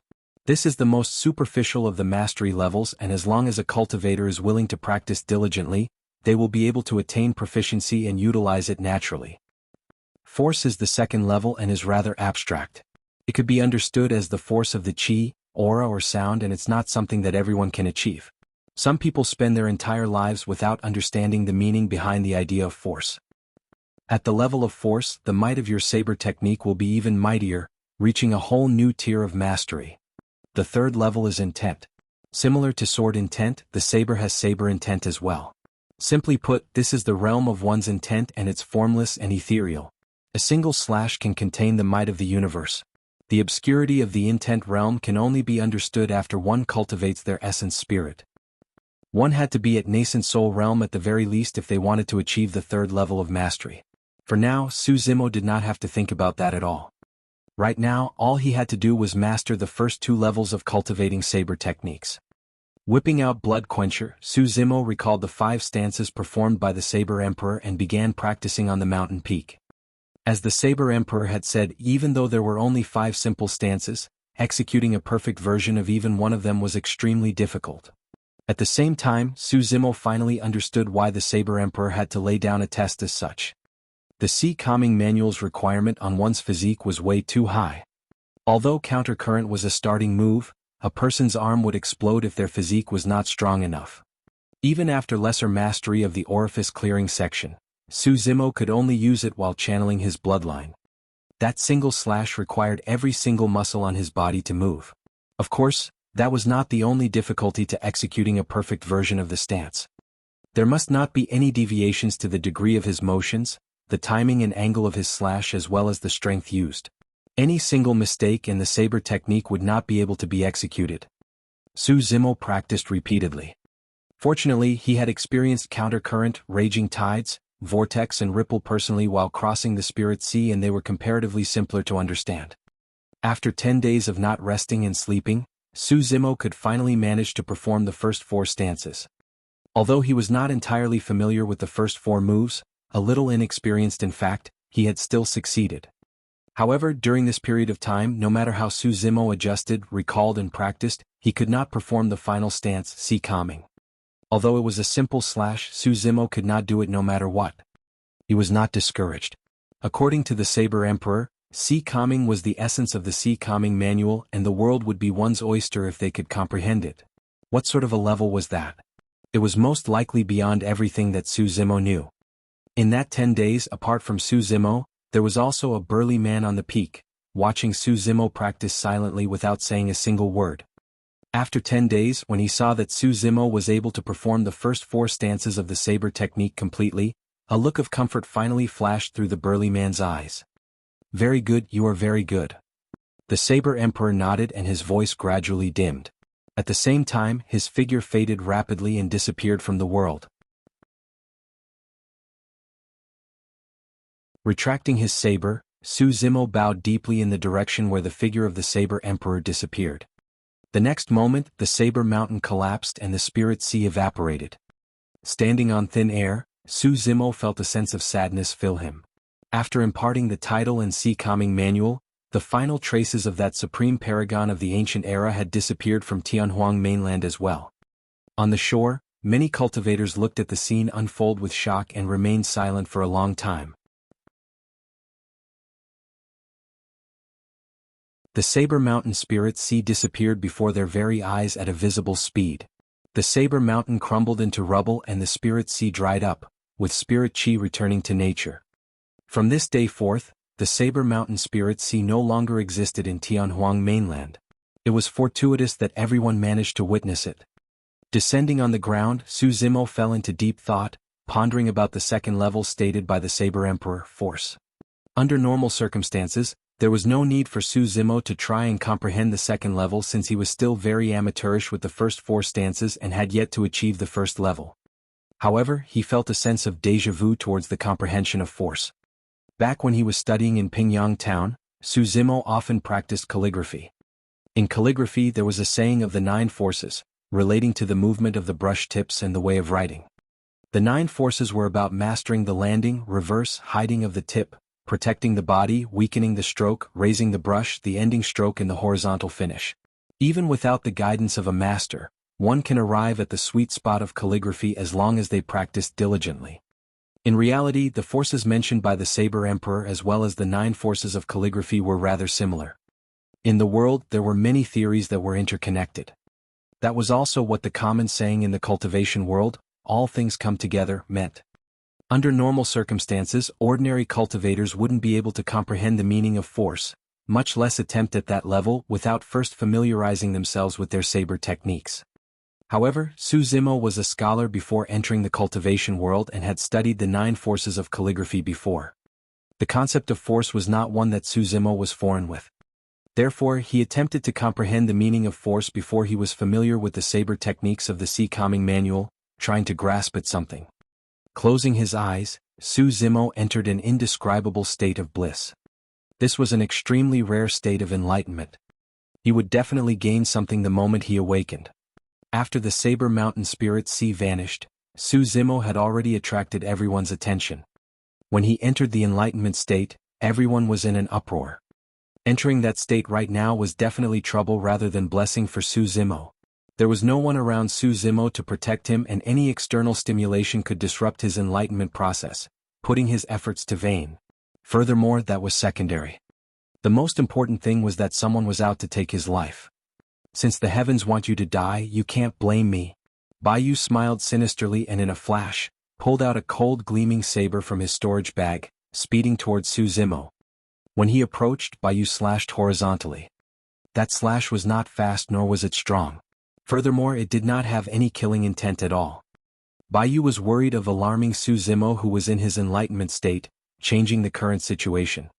He wanted to kill in stealth. Su Zimo's eyes were still tightly shut, as if he had not realized that danger was knocking right on his door. At the sight of that, many cultivators shook their heads and sighed. Initially, Su Zimo was the envy of many after obtaining the Saber Emperor's inheritance. However, who would have thought that he would die in the blink of an eye? At the end of the day, fate had played a trick on him. Baiyu smirked in glee when he saw that the blade was about to slice Su Zimo's throat. You're still going to die in my hands even if you've obtained the Saber Emperor's inheritance. Baiyu sneered. Just as the blade was about to cut Su Zimo's throat, the latter's figure suddenly retreated without warning and narrowly avoided that fatal strike. Narrowing his gaze, Baiyu's expression changed.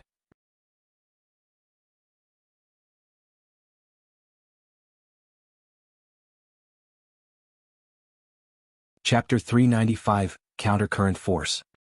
Chapter 395, Countercurrent Force. Baiyu could clearly see that the blade had already cut off the hair on Su Zimo's skin. A slight inch forward was all that was required to slice the latter's throat. However, the attack had still missed. It was a mere centimeter gap. The strangest thing was that Su Zimo had not opened his eyes throughout the entire process. It was as though he had dodged the attack subconsciously. With a lowered head, Su Zimo resembled a meditating old monk, immersed in his own world and totally oblivious to his surroundings. Still trying to gain enlightenment. Baiyu sneered and no longer concealed the killing intent in his heart. Channeling his bloodline, his spirit saber buzzed and trembled, cutting towards Su Zimo with full force as it shimmered brightly with spirit light. The attack was extremely fast and was almost instant. Swash!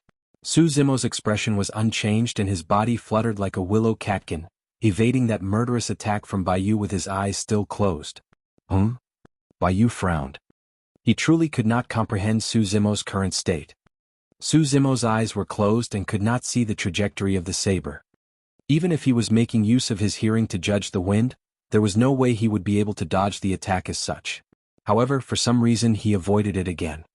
If the first time was a coincidence, the consecutive 2 attacks. Dodge? Let's see how long more you can manage to dodge. Baiyu strode forward and his saber trembled, giving off the faint stench of blood and enveloping Su Zimo within it. Swoosh swoosh swoosh. Baiyu struck consecutively, unleashing Zenith Saber, his sect's secret skill. The slashes were relentless, fatal and came at sinister angles. Despite the circumstances, Su Zimo did not open his eyes and continued retreating. However, as time passed by, the available space for Su Zimo to dodge diminished and he was gradually shrouded by Baiyu's saber technique with nowhere to run. All the cultivators watching were puzzled by the fight.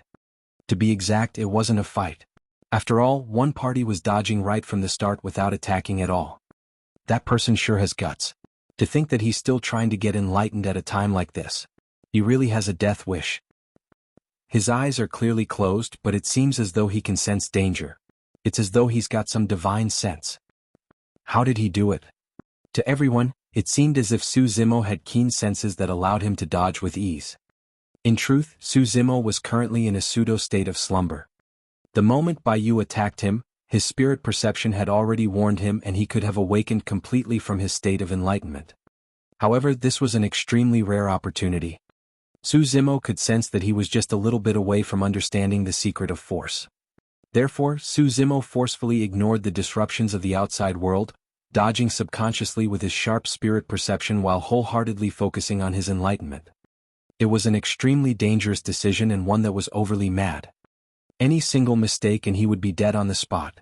By then, whether or not he was enlightened would no longer have any meaning. The reason why he could hold out for so long against the attacks of Zenith Sect's heir was because he had cleared his 7 orifices and attained lesser mastery of the orifice clearing section, resulting in an increase of his strength and speed. However, he was bound to fall if this carried on.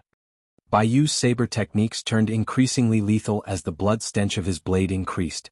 Su Zimo's available space to retreat shrank repeatedly and he was now only moving around an extremely limited radius. It was a highly dangerous situation. However, he had yet to comprehend the secret behind force. He had to make a decision. All of a sudden, a thought flashed through Su Zimo's mind. Bai Yu's attacks resembled the undercurrent at the bottom of the sea, surging forward wave after wave relentlessly. Su Zimo recalled the difficulty he had advancing at the bottom of the sea against the undercurrent and suddenly, thoughts of realization entered his mind. Countercurrent stance. The secret of the stance was mostly in the word, counter. What was counter? The fact that cultivators wanted to abandon their mortal bodies to become immortal and break free from the constraints of the universe, that was counter. Counter meant not retreating and fighting furiously forward. Su Zimo's entire journey had been one of countering.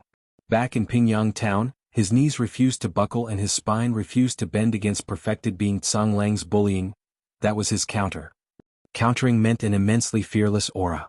In truth, everything that happened in Pingyang town back then could not be hidden from Dai Yu's senses. Back then, if Su Zimo had chosen to kneel and submit, Dai Yu would have killed perfected being Tsang Lang on the spot, ending her karma with Su Zimo before leaving. However, the counter that Su Zimo made was the reason why he received Dai Yu's acknowledgement and changed his fate. One could only change their fates by countering the heavens. One could only obtain the rights to change their fates if they dared to counter even the heavens. Those who obeyed the will of the heavens would become mortals while those who countered it would become immortals. Countering meant not bowing down, not retreating, not fearing, not buckling. It was an invincible march of courage and strength forward. The countercurrent stance could counter the situation. At that moment, Su Zimo no longer had anywhere to run or hide. When he saw that, Bai Yu's eyes shone with a frenzied glint as he laughed menacingly. Nowhere left to hide, eh? Now die. Swoosh. The saber in Bai Yu's hands slashed forward with multiple afterimages and blood chi spread, filling the skies with the stench of blood. All of a sudden, Su Zimo's eyes jerked open. His eyes were clear and bright, like crystals deep in the sea that shone with a mysterious luster. There was no trace of fear nor panic in them. When he saw those eyes, a sense of uneasiness flashed through Bai Yu's heart. Unknowingly, perhaps when Su Zimo opened his eyes, a blood-colored saber had appeared in his hands. Its blade was gigantic and shone with 5 spirit lights in a bedazzling manner. Countercurrent. Su Zimo said calmly and waved casually. Swoosh. As Blood Quencher moved, there was a sound of tides surging in a reverse current coming from its blade. Initially, Bai Yu had the advantage with his domineering momentum. However, the situation between them was instantly reversed with Su Zimo's slash. A torrential force crushed forward like a surging tide alongside Blood Quencher.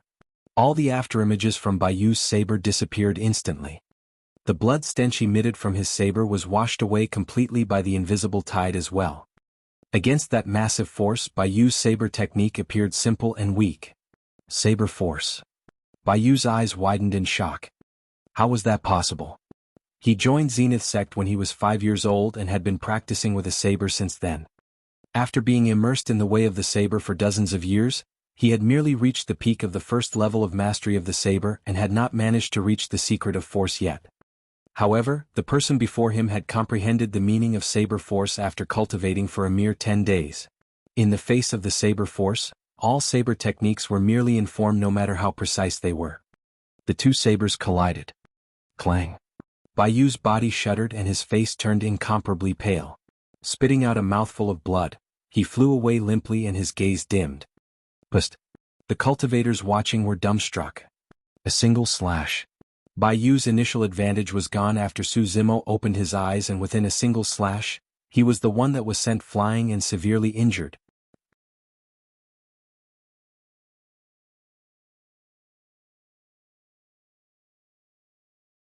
Chapter 396 Change in Shintian City. Chapter 396 Change in Shintian City. The difference was too great. Initially, Baiyu's only advantage was in his saber technique. But now, after Su Zimo comprehended the countercurrent force, Baiyu's advantage was non-existent. Furthermore, Su Zimo's strength had increased significantly after attaining lesser mastery of the orifice clearing section. Right now he was crushing Baiyu completely. Even though it was just a single slash, he had already injured Baiyu severely. With a cold gaze, Su Zimo flashed forward and raised his saber, chasing after Baiyu. Baiyu's face was ghastly pale with fear. Looking at Su Zimo, who was charging over, his eyes flashed with determination as he bit his tongue gently, spitting out a stream of essence blood. Dong, dong, dong. Baiyu's chest heaved up and his heart pounded furiously. With every single pound, new blood would course through his limbs. On the surface of the blood burned a thin layer of flames that possessed endless energy. Blood escape. Su Zimo narrowed his eyes. He knew the best about the secret skill used by Baiyu. In that ancient coffin underground, Su Zimo obtained the Blood Refinement Fiend Sutra, and this secret skill was recorded in it. Back then, during the battle at Dongling Valley, Su Zimo also relied on blood escape to escape, ending up in the capital of Great Zhou by chance and avoiding his disaster.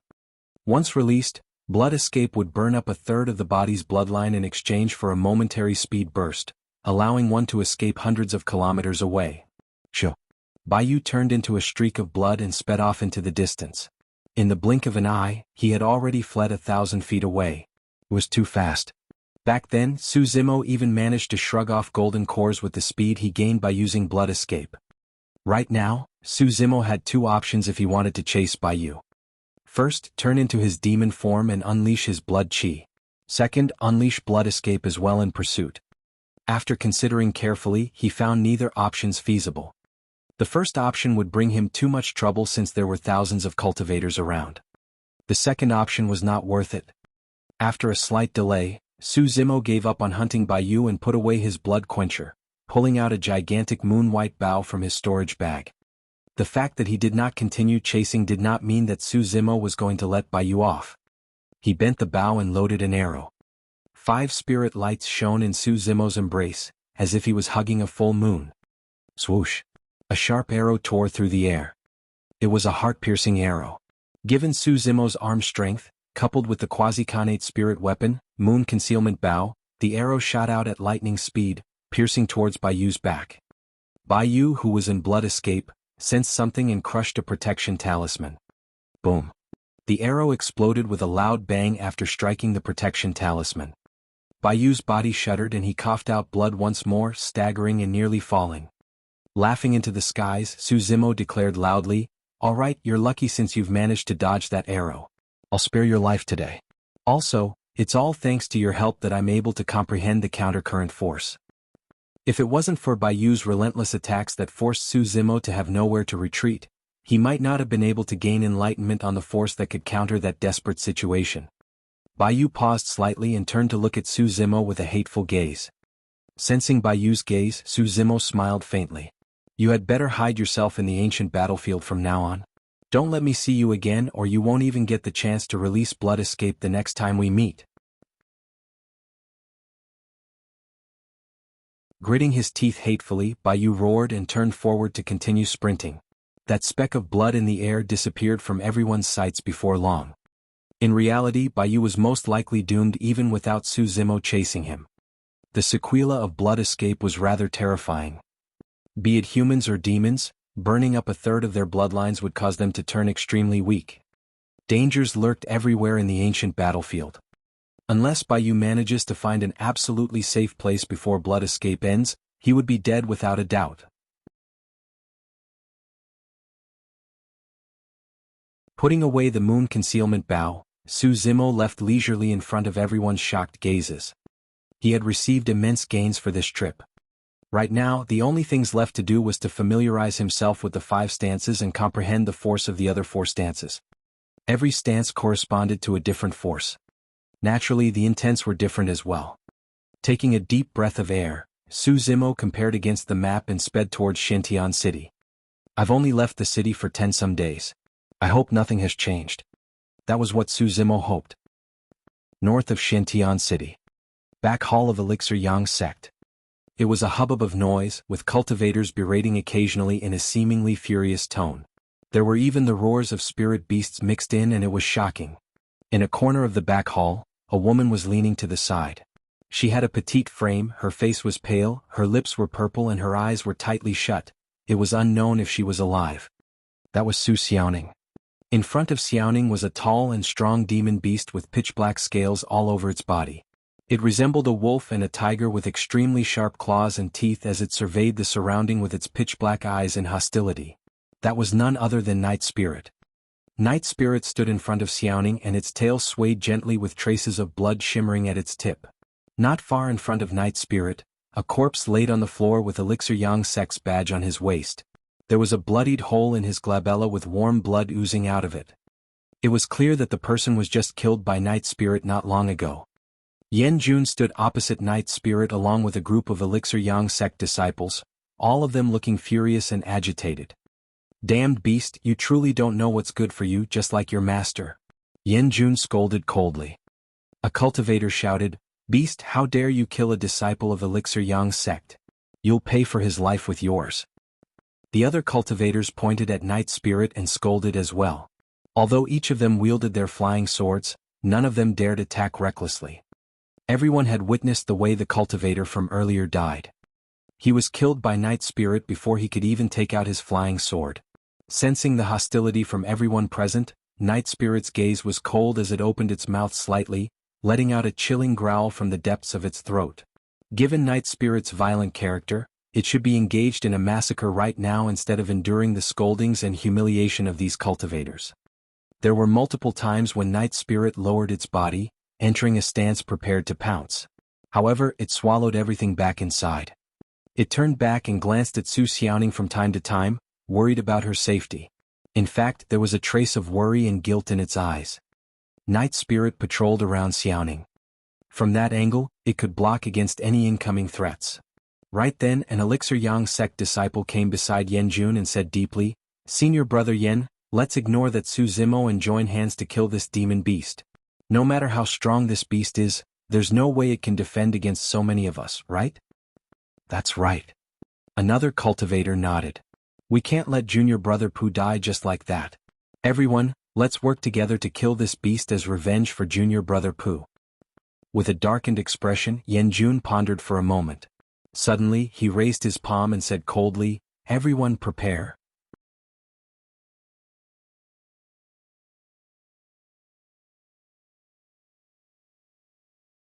Chapter 397, Good Kill. Chapter 397, Good Kill. Hold on. A figure strode in swiftly from outside the door.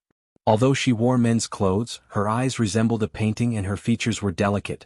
That was none other than the commander of Elixir Yang Sect, Tang Yu. Sweeping her gaze, she frowned when she saw the dead Elixir Yang Sect disciple on the floor. When she finally caught sight of Xiaoning, her expression changed starkly as she yelped, Purple corpse corrosion poison. Uncle Liang nodded with a grim expression. Her face is pale and her lips are purplish. That's right, it should be one of Poison Sect's 7 lethals, the purple corpse corrosion poison. Tang Yu was initially in seclusion cultivation but only found out that something big had happened after she was summoned urgently. She heard from her fellow disciples that Xiaoning was met with an attack on the long street at the city's north. Although the attacker was killed by Night Spirit on the spot, Xiaoning was inflicted by the poison. To think that it's poison sect. Tang Yu's face darkened with a terrible expression. Right now, the north side of Shentian City was watched over by Elixir Yang sect and Thousand Crane sect. As such, Tang Yu was initially puzzled as to who would attack so brazenly in the city's north. She did not expect that it would be one of the 5 heretical doctrines, Poison Sect. Although Poison Sect disciples were not strong in head-on combat, many factions and cultivators were unwilling to be enemies with them. Poison Sect had 7 lethals. Every single lethal was extremely fatal and one would die upon touch. Furthermore, Poison Sect disciples were extremely cunning and ruthless. They specialized in hidden weapons and were very stealthy. It was way too simple if Poison Sect disciples wanted to kill anyone. A casual contact while eating, drinking or even breathing. Every common action could cause one their lives. Even for Foundation establishment cultivators, if they were careless, they could be poisoned by the Qi refinement warriors of Poison Sect and die unexpectedly. These were not uncommon examples. Most cultivators would run far away if they caught sight of Poison Sect disciples since they did not want to be enemies or befriend the latter. Tang Yu did not understand why Su Xiaoning would be targeted by disciples of Poison Sect. Any cultivator that could release the purple corpse corrosion poison definitely held a high status in Poison Sect. Why would Poison Sect send such a disciple to kill an elixir refinement master at late-stage Foundation establishment personally? Right then, Uncle Yang exclaimed softly, "That's strange. Given the toxic nature of the purple corpse corrosion poison, this girl should have already turned into a puddle of blood. Why is her corpse still intact without any signs of corroding?" Anyone who was inflicted by the purple corpse corrosion poison would die within 10 breaths. Their bodies would corrode, turning them into a puddle of blood, and even immortals would have difficulty saving them. Furthermore, the blood would also contain a rich amount of the purple corpse corrosion poison, and anyone tainted by it would die as well. Tang Yu looked at Xiaoning for a while, deep in thought. She's still alive. It might have been an illusion, but the paleness of Xiaoning's face and her purple lips seemed to have faded a little. How is that possible? Tang Yu had some understanding of the purple corpse corrosion poison. Even 8 Meridian Foundation establishment cultivators would most likely die if they were tainted by the poison, let alone a late-stage Foundation establishment cultivator like Xiaoning. That was also the terrifying aspect of Poison Sect. What's going on? Pointing at the corpse on the floor, Uncle Yang turned around and asked. A cultivator stood forth and pointed at Night Spirit, who was standing not far away, declaring hatefully, "Junior brother Pooh wanted to check on Su Xiaoning's condition out of goodwill upon seeing that the latter was poisoned. However, this beast killed him straight away." Tang Yu frowned. That statement didn't sound like a big deal. To begin with, Night Spirit was a demon beast. It was highly likely that it might be triggered after its owner was injured and turned feral, attacking anyone wildly. However, Tang Yu felt that something was amiss.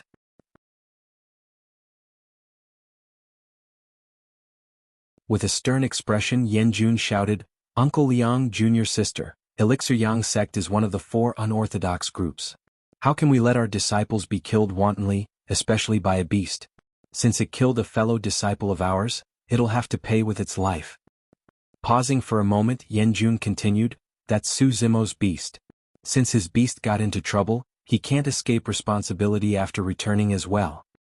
That's right, we've got to take revenge for junior brother Pooh. Kill that beast. Kill it." Everyone from Elixir Yang sect chanted agitatedly. The development of the events have gone far beyond Tang Yu's control. No matter what, Su Zimo's group were still outsiders. If she sided with Night Spirit, she wouldn't be able to convince the masses and quell their bloodthirst. Instead, it might lead to internal bloodshed within the sect. Biting her lip gently, Tang Yu frowned and felt flustered. For a moment, she did not know how she should handle this. Uncle Liang sighed internally when he saw this. Tang Yu was a talent of Elixir Yang sect's younger generation. Brilliant and smart, there were few things that could be hidden from her. However, she lacked decisiveness and dominance. There was no way for her to control the situation without those things. Suddenly, a figure appeared in Uncle Liang's mind. That man truly is. Uncle Liang could not continue. It was difficult for him to give an accurate evaluation of that person. Although he looked like a meek and demure scholar on the surface, he exuded an air of dominance deep from his spine. With sharp methods, he was decisive to kill. Everything else aside, That particular trait alone would rank him as the top 10 of the younger generation. Suddenly, a voice sounded from outside the main hall. "Who do you guys want to kill?" The voice was calm, neither loud nor soft. However, it suppressed the chaos in the main hall. Tang Yu shuddered and turned around with a flicker of joy in her eyes. An elegant green-robed cultivator strode in. The moment he entered the back hall, he swept a look with his lightning-cold gaze and the place went quiet instantly. It was a mighty aura. Although it was indescribable, it could suppress everything. Su Zimo had returned. The moment they saw him, everyone recalled the sight from the bloody battle on the long street and their courage weakened unconsciously. Everyone's gaze was on Su Zimo. Uncle Liang could make out a hint of fear and awe in the eyes of the disciples. After entering the back hall and witnessing Xiaoning's weak state, Su Zimo's eyes flashed coldly and killing intent surged. Tang Yu whispered, "Fellow Taoist Su, I was careless and did not send any sect disciples to watch over Xiaoning. I truly hadn't expected that she would be attacked by someone from Poison Sect." Su Zimo shook his head in silence with a dark expression. This matter was not Tang Yu's fault. If Xiaoning could be poisoned even with Night Spirit guarding her, nothing would have changed even if Elixir Yang sect disciples were assigned to accompany her. Although Tang Yu could not ascertain if Xiaoning was alive, Su Zimo had already cleared his 7 orifices and could clearly hear a faint heartbeat coming from Xiaoning's chest. Furthermore, her heartbeat was growing increasingly stronger. In other words, Xiaoning's condition was turning for the better. Su Zimo turned and walked to Xiaoning's side. He had barely taken a few steps when Yan Jun blocked his path in a flash, sneering provocatively. "Su Zimo, you had better stop with that attitude." Yan Jun shouted, "It's true that your sister is dead, but that was done by Poison Sect. It has nothing to do with us. However, all of us witnessed your beast killing our fellow disciple. Regarding that, you have to be accountable to Elixir Yang sect." "Is that so?" Expressionlessly, Su Zimo nodded. "Good kill." "What did you say?" Yan Jun's eyes were widened. "Get lost. You."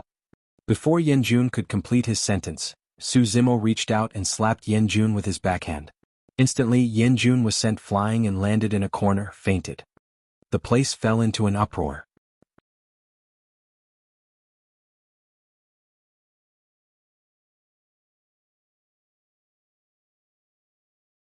Chapter 398 Night Spirit's Blood. Chapter 398, Night Spirit's Blood. "Su Zimo, what are you doing? Audacious. How arrogant." Many Elixir Yang sect disciples shouted emotionally. No matter what, Yan Jun was a disciple of the sect's battle hall and Tang Yu was the only one who was above him in status.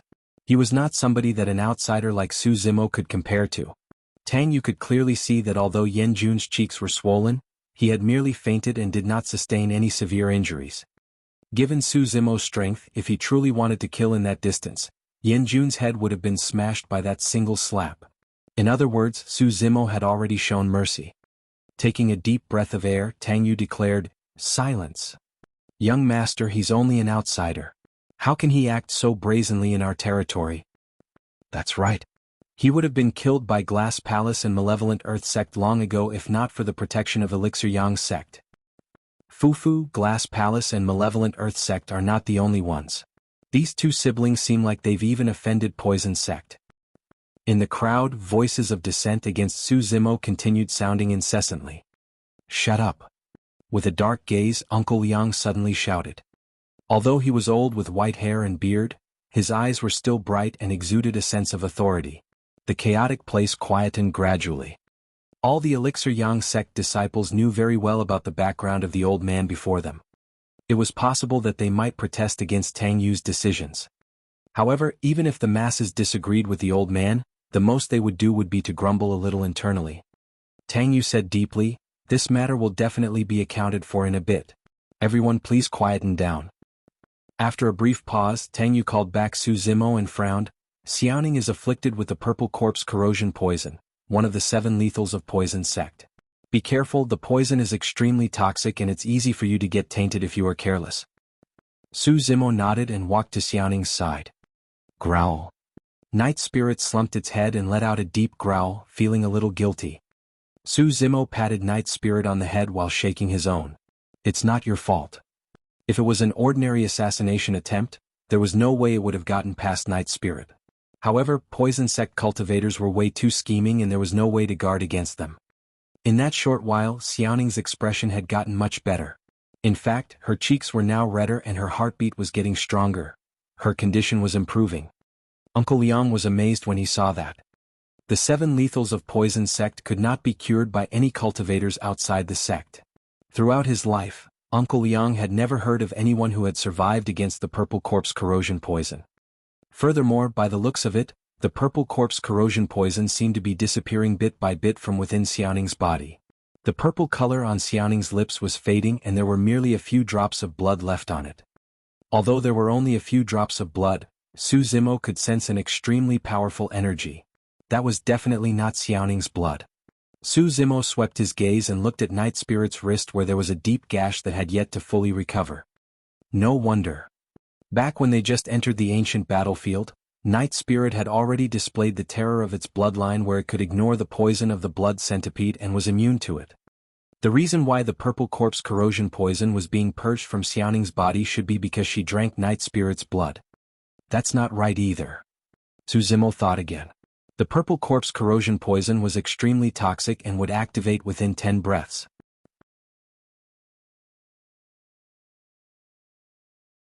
Although Night Spirit's blood could purge the poison from Xiaoning's body, it required a relatively longer time. How did Xiaoning manage to survive in between that period? After clearing his 7 orifices, Su Zimo's 5 senses turned even sharper.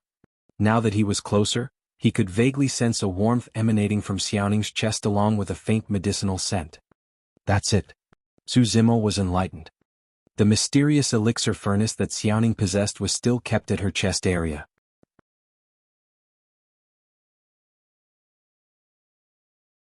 If he was not wrong, that warmth and medicinal scent should be emitted by the elixir furnace. The elixir furnace was also the reason why Xiaoning's heart artery was preserved until it could take in Night Spirit's blood to purge away the poison within. Su Zimo finally heaved a long breath and calmed down after ensuring that Xiaoning was alright. Turning around, he glared at the corpse on the ground. The bloodied hole on the glabella of the corpse was clear evidence that Night Spirit did it. You want an explanation? Sure, I'll give you an explanation. Surveying his surroundings, Su Zimo said indifferently, Night Spirit won't harm anyone for no reason. If that person is dead, it must be because he crossed Night Spirit's bottom line. Bullshit. An Elixir Yang sect cultivator with a long face hollered, Junior Brother Pooh was trying to head forward and check out of goodwill. However, your beast killed him without any reason at all. We saw it for ourselves and you're still trying to deny it. Su Zimo smiled and glared at that guy sharply with a cold gaze, replying with a deep intent. It was true that he came forward to check things out. However, we don't know whether it was out of goodwill. What do you mean by that? A hint of panic flashed through that person's eyes. Su Zimo turned towards Tang Yu and asked, Young Master Tang, you mentioned that the purple corpse corrosion poison is extremely toxic and contagious, right? That's right. Tang Yu nodded and her eyes flashed as if she had thought of something. Even you would be afraid of going forward casually, am I right? Su Zimo continued asking. Yes. Tang Yu admitted with a nod. Indeed, she did not dare to get close after realizing that Xiaoning was inflicted with the purple corpse corrosion poison. It was not because she was cold-blooded, it was merely logic. Suddenly, Tang Yu's heart jolted and she realized what was wrong. She murmured softly, Why would Junior Brother Pooh be the first to head up and check something that even I wouldn't dare to? Uncle Liang nodded in silence. Tang Yu continued, Most importantly, there's no antidote available for the purple corpse corrosion poison. There's no reason for Junior Brother Pooh to head forward at all. Many Elixir Yang sect cultivators came to their senses when they heard that. They wouldn't have gone forward if it was them in that position. Furthermore, what was the point of risking their lives to head forward and check when they wouldn't be able to do anything about the poison either? Tang Yu's gaze turned cold as she glared at the corpse on the floor without saying anything more. Su Zimo's gaze flashed like lightning towards the long-faced cultivator and said slowly, I'm guessing that the reason why the person went forward to check wasn't because Xiaoning was poisoned. It was because Xiaoning didn't die from the poison. The long-faced cultivator's expression changed slightly as his eyes flickered. He did not dare to meet with Su Zimo's gaze. Squinting his eyes, Su Zimo said word by word, That person's killing intent appeared after finding out that Xiaoning wasn't dead, and that was why he was killed by Night Spirit. Fellow Taoist, am I right? Su Zimo was intimidating. The long-faced cultivator forced a laugh. How would I know? Walking slowly towards the long-faced cultivator, Su Zimo asked with a sinisterly dark gaze, "What are you afraid of?" "I'm not." "In this short period of time, your heart has been racing and your breathing turned hurried. You're clearly panicking. Also, I sensed your killing intent towards me a moment ago." By the time he was finished speaking, Su Zimo had already arrived in front of the long-faced cultivator. The person's face was frightfully pale as he stumbled backwards instinctively. Even the other cultivators could tell that he was looking guilty.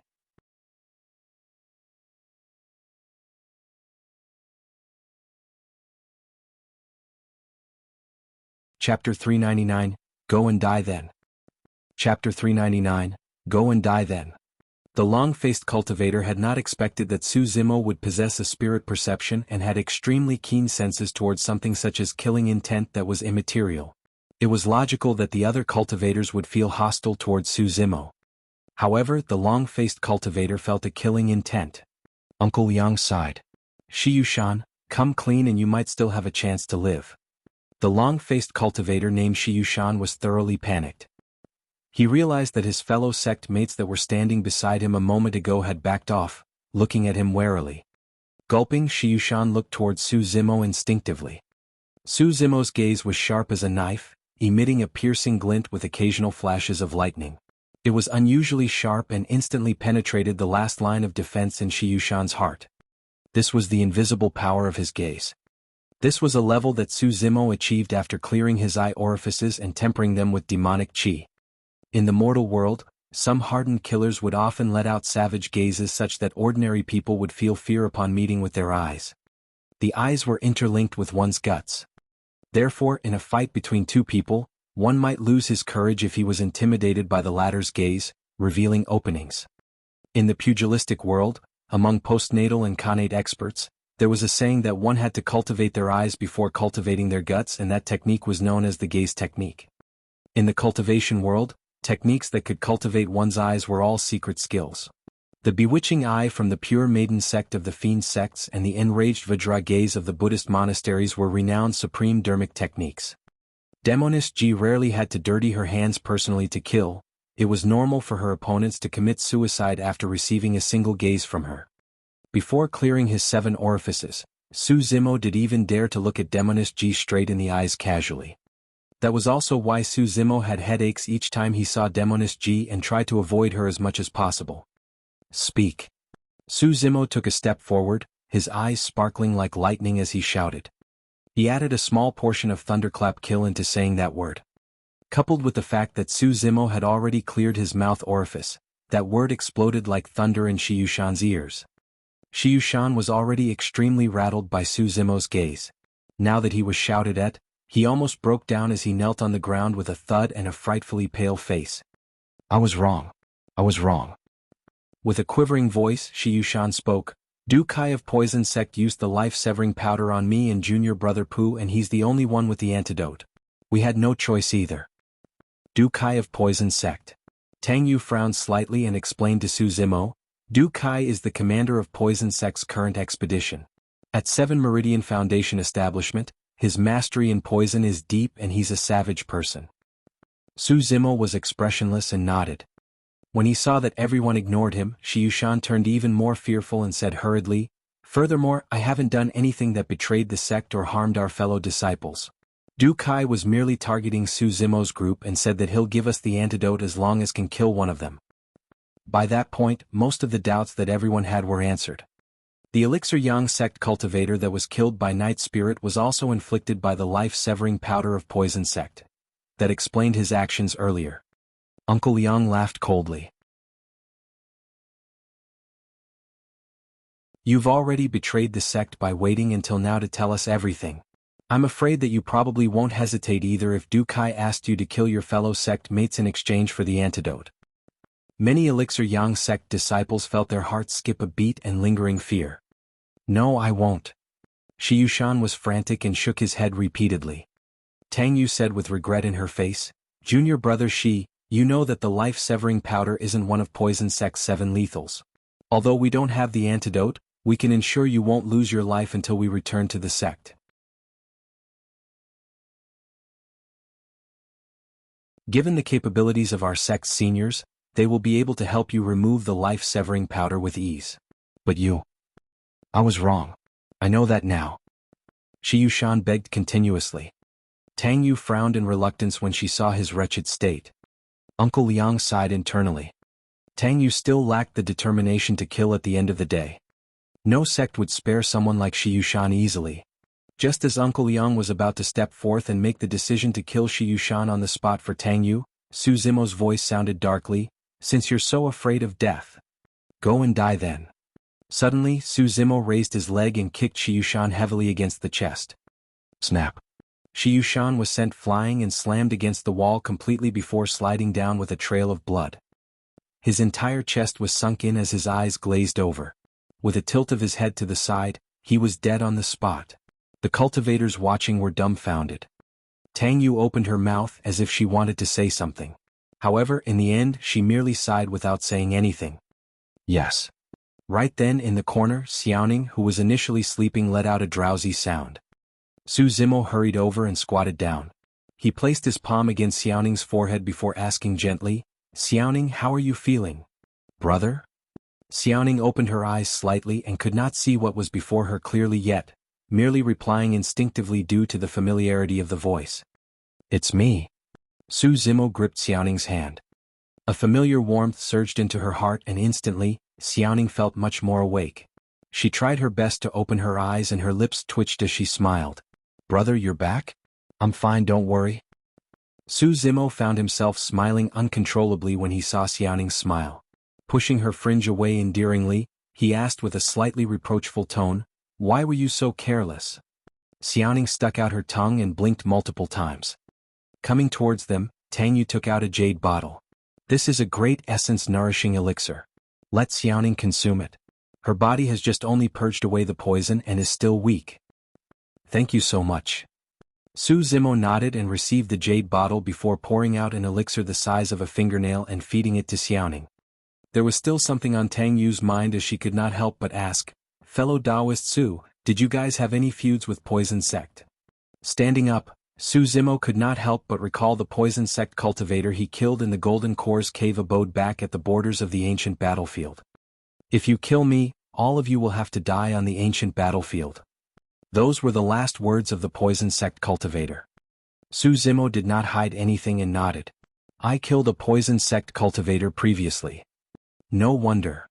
Enlightened, Tang Yu said deeply, "Poison Sect cultivators are sinister and vengeful. Any cultivator that's able to use the Purple Corpse corrosion poison must have a high position within the sect. That person has most likely arrived at the city's north to poison all of you to death. It's just a pity." In truth, Tang Yu's guess was rather close. The Poison Sect cultivator's name was Lu Ong and he was also at 7 Meridian Foundation establishment. He was sent here to poison Su Zimo's group to death, but he ended up coming across Night Spirit. The Purple Corpse corrosion poison was completely useless when used on Night Spirit. Lu Ong could not even survive a single round before he was killed by Night Spirit on the spot.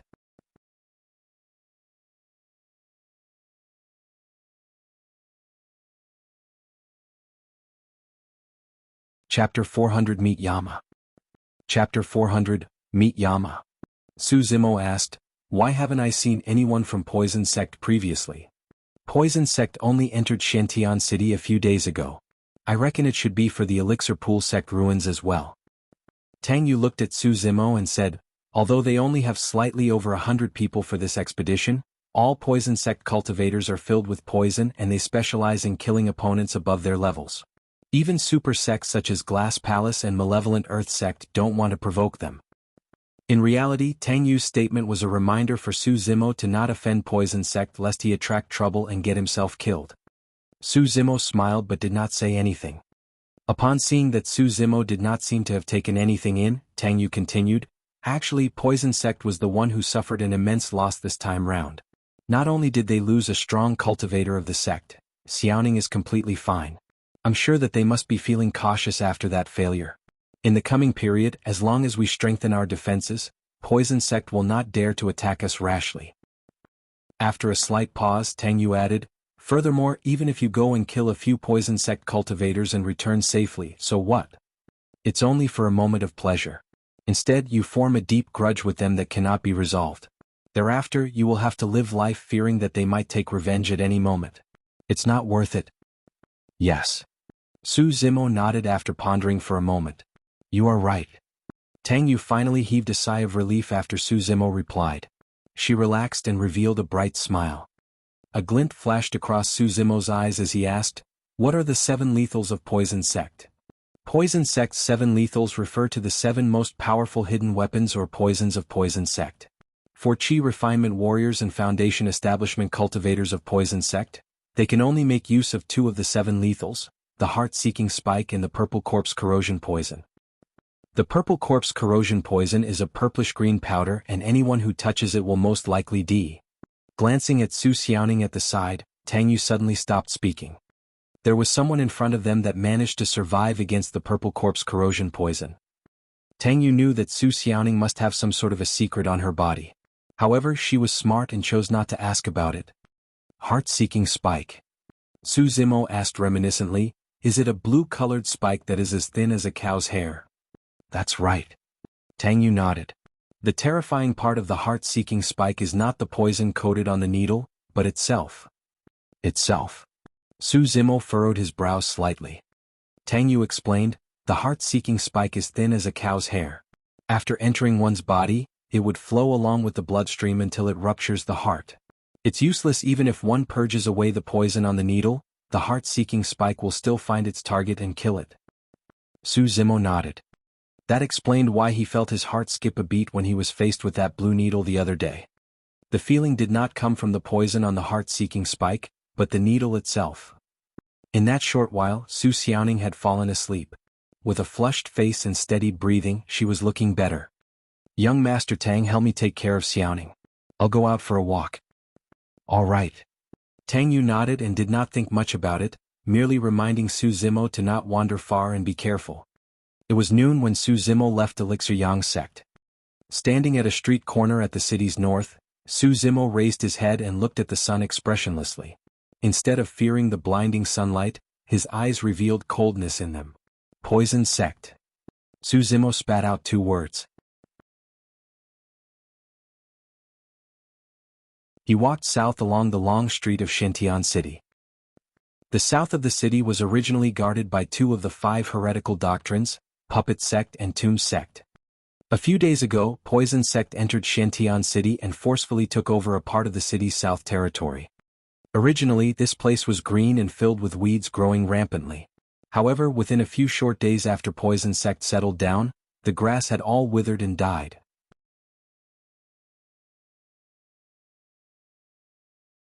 The entire place turned sinister and desolate, and even insects and ants disappeared, as if there were no signs of life apart from those of Poison Sect. This noon, a green-robed cultivator arrived. He looked elegant and scholarly, walking with one hand behind his back. That guy seems a little familiar? I think he's the one from the bloody battle on the long street. Su Zimo, was it? Yes, that's him. Strange. What is he doing at Poison Sect's territory? Far away, some cultivators noticed Su Zimo. After all, he was the only person in the territory of Poison Sect, and he was strikingly obvious with his green robes that did not match the attire of Poison Sect. Before long, in front of everyone's watchful eyes, Su Zimo arrived before the residence of Poison Sect. 2 Poison Sect cultivators whose faces looked pale and yellow stood on each side of the door. They stared at Su Zimo, who was approaching with disdain in their eyes. To them, Su Zimo looked extremely weak and did not seem like a threat. Furthermore, Su Zimo was not wearing a sect badge on his waist. In other words, this was not somebody from a super sect. What are you doing here? The Poison Sect cultivator on the left asked with a raised brow. Smiling gently, Su Zimo pointed to the residence and asked instead, this is Poison Sect, right? So what if it is? The other cultivator sneered. Without replying, Su Zimo asked again, is Du Kai here? Insolent. You must have a death wish. The Poison Sect cultivators were enraged and shouted. The cultivator on the left hollered coldly, The name of Senior Brother Du isn't something the likes of you can casually call out. The other cultivator added with a dark, sinister gaze, "Punk, you had better give me a reason not to kill you. Otherwise, I'll let you meet Yama in a moment." "Yama?" Suzimo grinned. "Why wait a moment? I'll send you guys to meet him right away." Taking a step forward, Suzimo suddenly extended his palm and swung it in reverse. With a thud, his arm whipped out like the trunk of a mystic elephant and smashed heavily against the head of the cultivator on the right. The person's brain juices splattered and he died on the spot without uttering a single word. The cultivator on the left was flabbergasted. He had not expected Suzimo to try and kill them in Poison Sect's territory. "You." He had just said a single word when Suzimo had already closed in. Without saying anything, Suzimo pushed him palm down on the person's head and exerted strength. Poof. The person's head was shoved inside his chest with his neck snapped. He was dead before his body even collapsed onto the ground. Indifferent even after killing 2 people, Suzimo entered Poison Sect's residence with a calm expression. The cultivators that were watching from afar had agape mouths. They had yet to react to what just happened. After a brief moment there was an uproar. "Something is happening." Those 3 words were the only things left in the minds of those cultivators. They did not know what grudge Suzimo had with Poison Sect. However, they knew that something shocking was about to happen in Shintian City once more. Exchanging glances, the cultivators deployed movement techniques and scattered everywhere. Before long, the entire Shintian City was about to find out about this.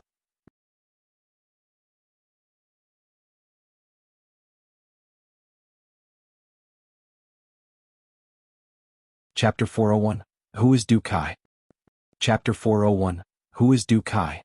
Shintian City, North Elixir Yang Sect.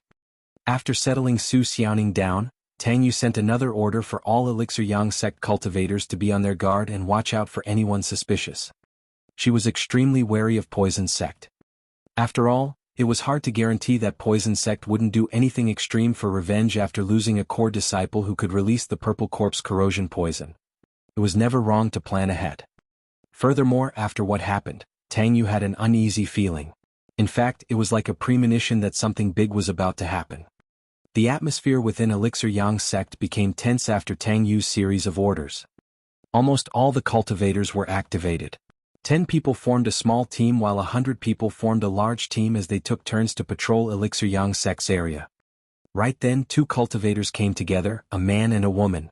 The man was handsome and the woman looked cold. They were Ji Qingtian and Leng Ro. Ji Qingtian was originally cultivating in his room, but he heard a commotion outside for a long time, as if something big had happened.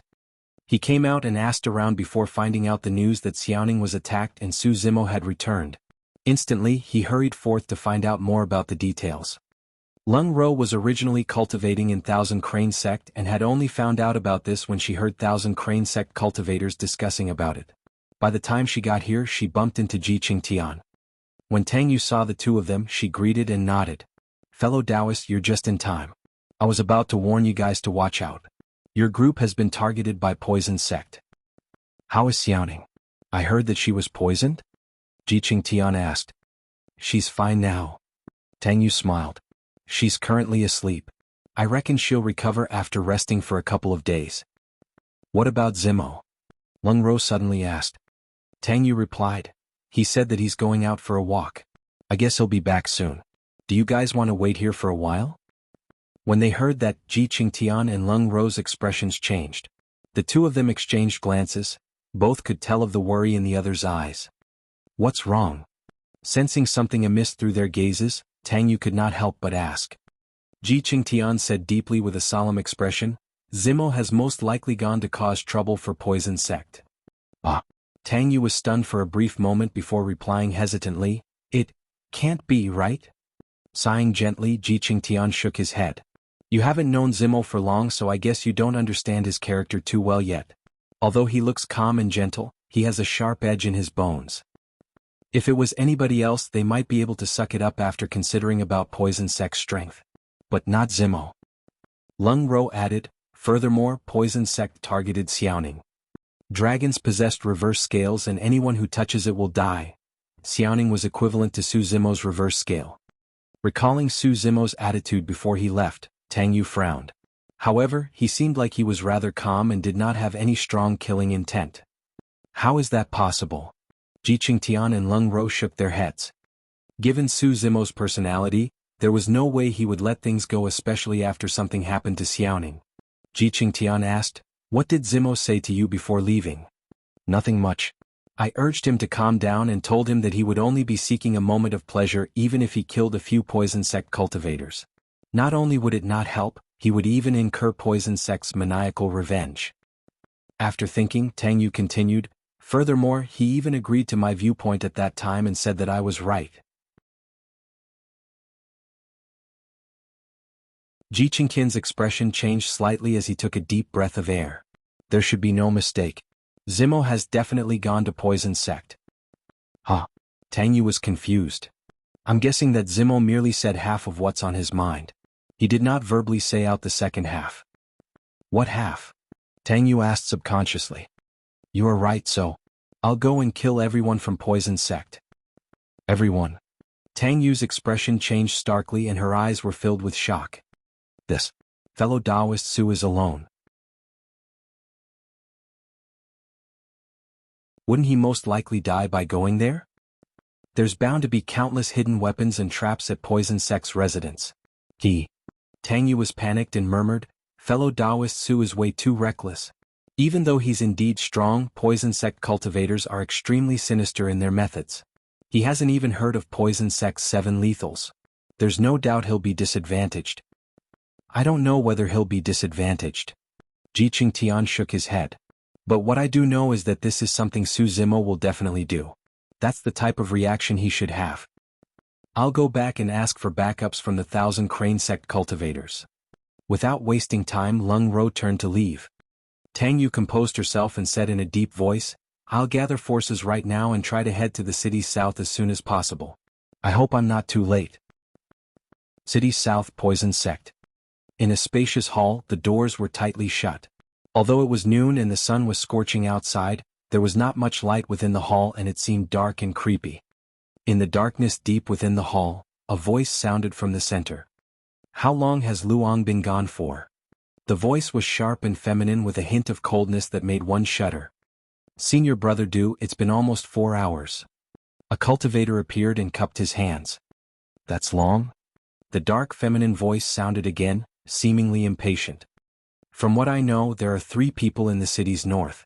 Apart from Su Xiaoning, there's also Ji Qingtian and Leng Ro. It'll probably take him some time to poison all 3 of them to death. The person who spoke was Wei Qi, a 6 Meridian Foundation establishment cultivator of Poison Sect. The person hidden in the darkness was the commander of Poison Sect's expedition, 7 Meridian Foundation establishment cultivator, Du Kai. Those are just small fries. The person I want to kill is Su Zimo. Du Kai's voice was filled with endless killing intent. Anyone who dares to touch anybody from Poison Sect will have to enjoy the taste of our methods. A short moment later, Du Kai asked again, where did that Su Zimo go to? Why isn't he back to the city yet? Don't worry, Senior Brother Du, his sister is in Shentian City, so he'll definitely be back. Wei Qi replied with certainty. Right then, a commotion could vaguely be heard outside. Du Kai frowned and did not take it to heart. This was the territory of Poison Sect. Even super sects such as Glass Palace and Malevolent Earth Sect wouldn't dare to tread lightly. However, the commotion grew closer before long and there were screams and cries of pain mixed in it. Du Kai narrowed his eyes and said coldly, Wei Qi, go and see what's happening outside. Understood. As soon as Wei Qi stood up, there was a loud bang and the ground shook. The entire hall was on the verge of collapse as dust rustled down. Suddenly, the door exploded and countless gravel flew in all directions. Sunlight spilled in, restoring some light in the hall. At the entrance of the hall, under the sunlight, stood a figure that, although wasn't too tall, was filled with a sharp killing intent and a torrential aura. Who is Du Kai? The person's gaze was burning and was even brighter than the scorching sun outside.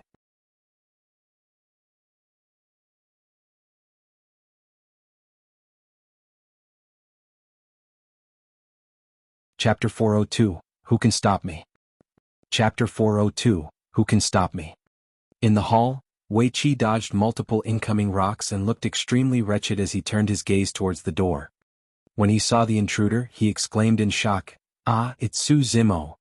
Du Kai was initially extremely composed deep in the hall. When he heard that name, his eyes narrowed to a slit and shone with a cold glint as he smirked cruelly. Su Zimo's eyes shifted onto Wei Qi's face and shone brightly with a sharp killing intent. In a flash he appeared before the latter. It was too fast. Wei Qi merely felt his vision blur and his throat clamp up. He was lifted entirely from the ground with Su Zimo choking his throat. "You've seen me before?" Su Zimo asked coldly with a razor gaze. Poison Sect had only entered Xintian City a couple of days ago, and during that time, Su Zimo was not in the city, he was on the Saber Mountain. It was normal for Poison Sect to have heard of his name. However, it was strange if someone knew his identity at first glance. With Su Zimo choking him, Wei Qi could barely breathe and looked extremely terrible. His eyes turned bloodshot and bulged out from their sockets as his tongue stuck out. "I saw you before, in that cave abode." Wei Qi stuttered with fear in his eyes. He knew extremely well that the person before him was going to snap his throat if he hesitated even slightly. "Oh." Su Zimo nodded and understood instantly. There had always been a doubt in his mind. How did Poison Sect that was in the ancient battlefield know about him killing a cultivator of theirs in the Golden Core cave abode? So, there was a second Poison Sect cultivator in the crowd back then. In other words, the final statement made by the Poison Sect cultivator before his death was for this cultivator so as to send a message back to the sect to take revenge for the former. "Very well. You can die now." Exerting strength in his palm, Su Zimo crushed Wei Qi's throat and tossed the corpse aside. Right from the beginning, Du Kai sat deep in the hall without moving, watching everything curiously with a mocking gaze. Outside the hall, Poison Sect cultivators from all over the place were starting to gather. "Su Zimo, you've got balls? To think that you would dare barge into the territory of Poison Sect." Du Kai laughed sinisterly, like a violent ghost in the dark. "Poison Sect." Su Zimo sneered, "I can come and leave as I please. Who can stop me?" "Ah, how brazen. Do you really think that you can kill our cultivators just like that?" Du Kai burst into laughter and stood up, declaring coldly, "Poison Sect cultivators are filled with poison from head to toe. You must have a death wish for killing our cultivator with your bare hands. Why don't you take a look at your palm and see if it's starting to turn black? I urge you." Su Zimo raised his palm and Du Kai's voice stopped. His palm was still jade-like white and looked pristine without any traces of poison. Instantly Du Kai's face darkened. Although the poison coated on Wei Qi's body was not one of the 7 lethals, it was more than enough to kill more than 10 ancient remnant beasts. In fact, even pure-blooded ferocious beasts might be half dead against this poison. However, Su Zimo was completely fine. He was completely unaffected. Du Kai had seen everything clearly. There was no glove or protective equipment on Su Zimo's palm.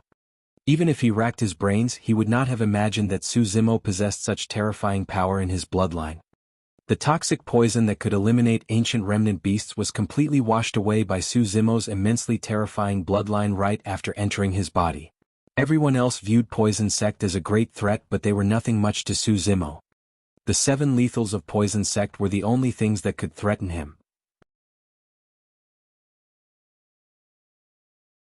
Du Kai, was it?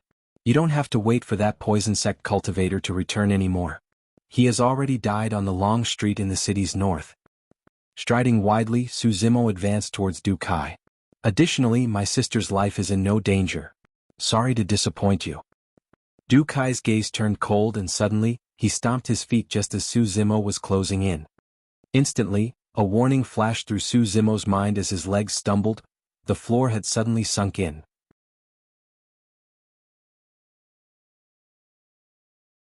It was already too late to summon his flying sword by then. With a whoosh, a pair of gigantic spirit wings extended from Su Zimo's back. Although there was nothing beneath his feet, he could soar through the air. Shoo, shoo, shoo. Swift sounds shot through the air continuously and were extremely soft. Su Zimo might not have heard them if he hadn't cleared his ear orifices. The moment the floor slab beneath his feet sank in, a poison needle as thin as cow's hair shot up from the darkness below. It was the heart-seeking spike, one of Poison Sect's 7 lethals. With his spirit perceptions warning, Su Zimo had already activated his wings a moment earlier and charged towards Du Kai, who was in the depths of the hall. A blue heart-seeking spike brushed by Su Zimo, missing by a bare inch. At the entrance of the hall, many poison sect cultivators swarmed in, summoning their spirit weapons one after another. Most of the poison sect cultivators were using weapons that were extremely cunning. The only thing they had in common was that they were all coated with poison, reflecting in rainbow colors against the sunlight. In midair, Suzimo slapped his storage bag. Buzz. 18 supreme-grade flying swords were summoned, buzzing and gleaming with spirit light as they emitted an endless sharpness. Swoosh, swoosh, swoosh. Speeding through the air, the 18 flying swords left behind streams of sword chi that shone brightly. It was the candlelight sword formation. Suzimo did not show any mercy at all. He started off right away with his strongest immortality cultivation killing move, the candlelight sword formation. Even if they did not form a sword formation, the power of 18 supreme-grade flying swords bursting forth together was already sufficiently terrifying, let alone the might of a sword formation. Now that Suzimo was already at 6 Meridian Foundation establishment, the strength of the candlelight sword formation increased as well. Even ordinary 7 Meridian Foundation establishment cultivators wouldn't be able to withstand the killing might of the sword formation. The advantage of poison sect cultivators was in their usage of poisons. However, in terms of actual strength, they were similar to cultivators of ordinary sections. Go! Suzimo pointed forward and hollered softly. Right after, the 18 flying swords gathered together with their tips pointing outwards in unison, forming a gigantic sword-shaped circular disc. 18 rays of sword chi were released like a blazing sun and was extremely dazzling. The moment the sword formation entered the crowd, a gaping hole was formed. The strongest of the poison sect cultivators were only at 7 Meridian Foundation establishment. None of them could withstand the rush of the candlelight sword formation as a blood mist formed with broken limbs flying everywhere. Most of the poison sect cultivators had their lives hanging on a thread and could not spare any attention to deal with Suzimo. While releasing the candlelight sword formation, Suzimo withdrew a gigantic blood-colored saber from his storage bag that emitted a boundless might. Clang, clang. The saber quivered, buzzing with a murderous metallic sound. In that instant, Suzimo had already lunged in front of Du Kai. Swinging blood quencher, he descended from the skies with a loud roar, "Die!"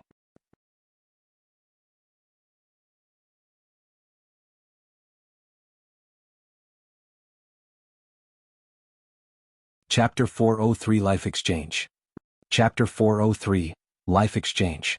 Du Kai was calm in the face of Suzimo's ferocious slash. With a flicker in his eyes, he retreated while flicking his sleeves, spreading a purplish-green powder towards the direction that Suzimo was arriving in. It was one of Poison Sect's 7 lethals, the Purple Corpse Corrosion Poison. Throughout history, there had been countless geniuses that were much stronger than Poison Sect cultivators of the same level. However, many of them died against the Purple Corpse Corrosion Poison as well. Each of the 7 lethals was made by crushing countless corpses and bones and was extremely notorious. Suzimo was fearless against any other poison. However, he did not dare to be careless against the Purple Corpse Corrosion Poison. He recalled the saber stance he had learned back in the Saber Mountain Spirit Sea and retracted his saber before slashing out again. Swoosh! The sound of a surging tide gushed forth from Blood Quencher's blade. A massive tsunami and a countercurrent force burst forth, as if a massive wave was about to crush down in a terrifying manner. How is that possible? Finally, Du Kai's expression changed as he exclaimed. While he did not recognize the origin of that saber technique, he could tell that Suzimo's attack had already surpassed the first mastery level in the way of the saber and was at the level of force. This was a level that most cultivators could not reach even if they spent their entire lives. Even if cultivators could comprehend the force, almost all of them were golden cores. On the one hand, it was because one would achieve indescribable wonders upon forming a core. That was a state of returning to nature and simplifying everything. On the other hand, it was also because forming a golden core was equivalent to breaking free of the shackles of heaven and earth for the first time, allowing a cultivator to gain a lifespan of 500 years. A sufficiently long lifespan also meant that the cultivator would have more time and energy to spend on comprehending the Tao of Sabers, thus gaining enlightenment on the state of force. Of course, throughout history, there would always be cultivators in every generation who could manage to gain enlightenment of that level even at Foundation Establishment realm. However, those cultivators were extremely rare and each of them were the top paragons of their respective sections. This Suzimo that was before Du Kai was a nobody, a mere cultivator who had arrived from a remote place in Tianhuang mainland, and yet he managed to cultivate to that state. Against the countercurrent force, the purple corpse corrosion poison powder was blown away completely and there was not a speck to be found on Su Zimo's body. Du Kai avoided that slash and a look of fear flashed through his eyes. Su Zimo was far scarier than he had imagined. On the other side, Candlelight Sword formation spiraled on and had already sliced more than 100 poison sect cultivators into pieces. No one could even last a single round against the sword formation that was charging left and right. The Candlelight Sword formation alone was enough to block the poison sect cultivators at the entrance. Although there were some spirit weapons that managed to get through, their impact towards Su Zimo was almost negligible. Du Kai found himself stuck in a situation where he was alone without reinforcements. After realizing the terror of Su Zimo's strength, Du Kai wielded daggers in each hand that shone with a faint green light. Instead of fighting Su Zimo head-on, he was dodging repeatedly and sending out hidden weapons from time to time just to drag things out. On the surface, Su Zimo was the one that was suppressing Du Kai and had the advantage. However, in reality, their fight was extremely treacherous and shuddering. Du Kai had hidden weapons everywhere and he could throw out one of them that was coated with poison with every move. Every single portion of Du Kai's body contained the possibility of a hidden weapon flying. In fact, even his hair could send forth heart-seeking spikes with a single fling, so it was almost impossible to defend against everything. Any other ordinary 7 Meridian Foundation establishment cultivator would have died multiple times during this period of time.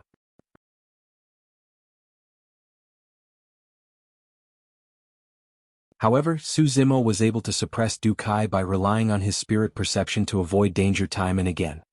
At the same time, Su Zimo had something else in mind. Although he had memorized the 5 stances of Sea Calming, he was not too familiarized with the moves. Even Countercurrent, which he had managed to gain comprehension of its force, wasn't at a point where he could release it flawlessly. Since it was rare for him to meet with such an opponent, Su Zimo had nothing else on his mind and was thoroughly immersed in practicing his saber technique. Although Sea Calming seemed like it merely consisted of 5 stances, each stance possessed an endless secret to it and one could even dissect it to 100 or 1,000 different stances. Apart from the final stance that he was still unable to produce, Su Zimo practiced the first 4 stances one after another, becoming increasingly familiar with the saber technique, increasingly sharper and increasingly natural. Du Kai was now Su Zimo's whetstone. In that period of time, the 100-odd poison sect cultivators were mostly done in by the Candlelight Sword formation and the remaining cultivators escaped hurriedly. They hid outside the hall watching from the darks. If Du Kai won, they would enter at the appropriate moment. As such, they wouldn't be considered as deserters and wouldn't receive punishment. However, if Su Zimo won, there was only a single word: escape. As time passed by, Su Zimo's saber technique became increasingly refined, flowing like fluid without any delays. He was no longer as amateurish as before. With that, it became increasingly difficult for Du Kai to defend. Furthermore, what was the difference between Su Zimo and Du Kai's physique? Su Zimo fought fiercer as the battle dragged on and was filled with energy. His bloodline churned within his body, surging faster and faster as the faint sounds of tsunami coupled with the surging tides of his saber technique harmonized with one another. With a pale face, sweat was pouring down from Du Kai's forehead and he was panting. What a sicko! Du Kai cursed internally. There was no way he knew that Su Zimo was merely using him as a whetstone to refine his saber techniques on. He thought that Su Zimo was doing it on purpose to torment him endlessly, trying to wear him down by attrition. How bloody evil! Gritting his teeth, Du Kai's eyes turned cold and his expression was malicious. The look in his eyes was turning more hysterical by the moment. Bloody hell, I'll fight you with everything. He heaved a deep breath of air and suddenly lunged towards Su Zimo, raising both daggers he wielded towards the latter's throat. Spinning horizontally with his saber, Su Zimo slashed against the 2 daggers and used vortex instinctively. A spiral energy burst forth instantly and Du Kai's daggers were sent flying as his palms split apart with blood oozing out. After vortex, Su Zimo slashed in reverse like a ripple on the surface of the ocean. It swiped towards Du Kai's chest in a seemingly gentle motion. Ripple stance. If countercurrent represented might, ripple represented tenderness. Seemingly gentle, it permeated every single pore as the saber force pushed on relentlessly. It was almost impossible for anyone involved in it to escape and it would eventually kill them. Du Kai could not and did not want to avoid that slash. He was now completely maniacal as he rushed forward with complete disregard towards Su Zimo's blood quencher. His eyes shone with wrath as he yelled, "Kill!" A sense of danger rang in Su Zimo's mind.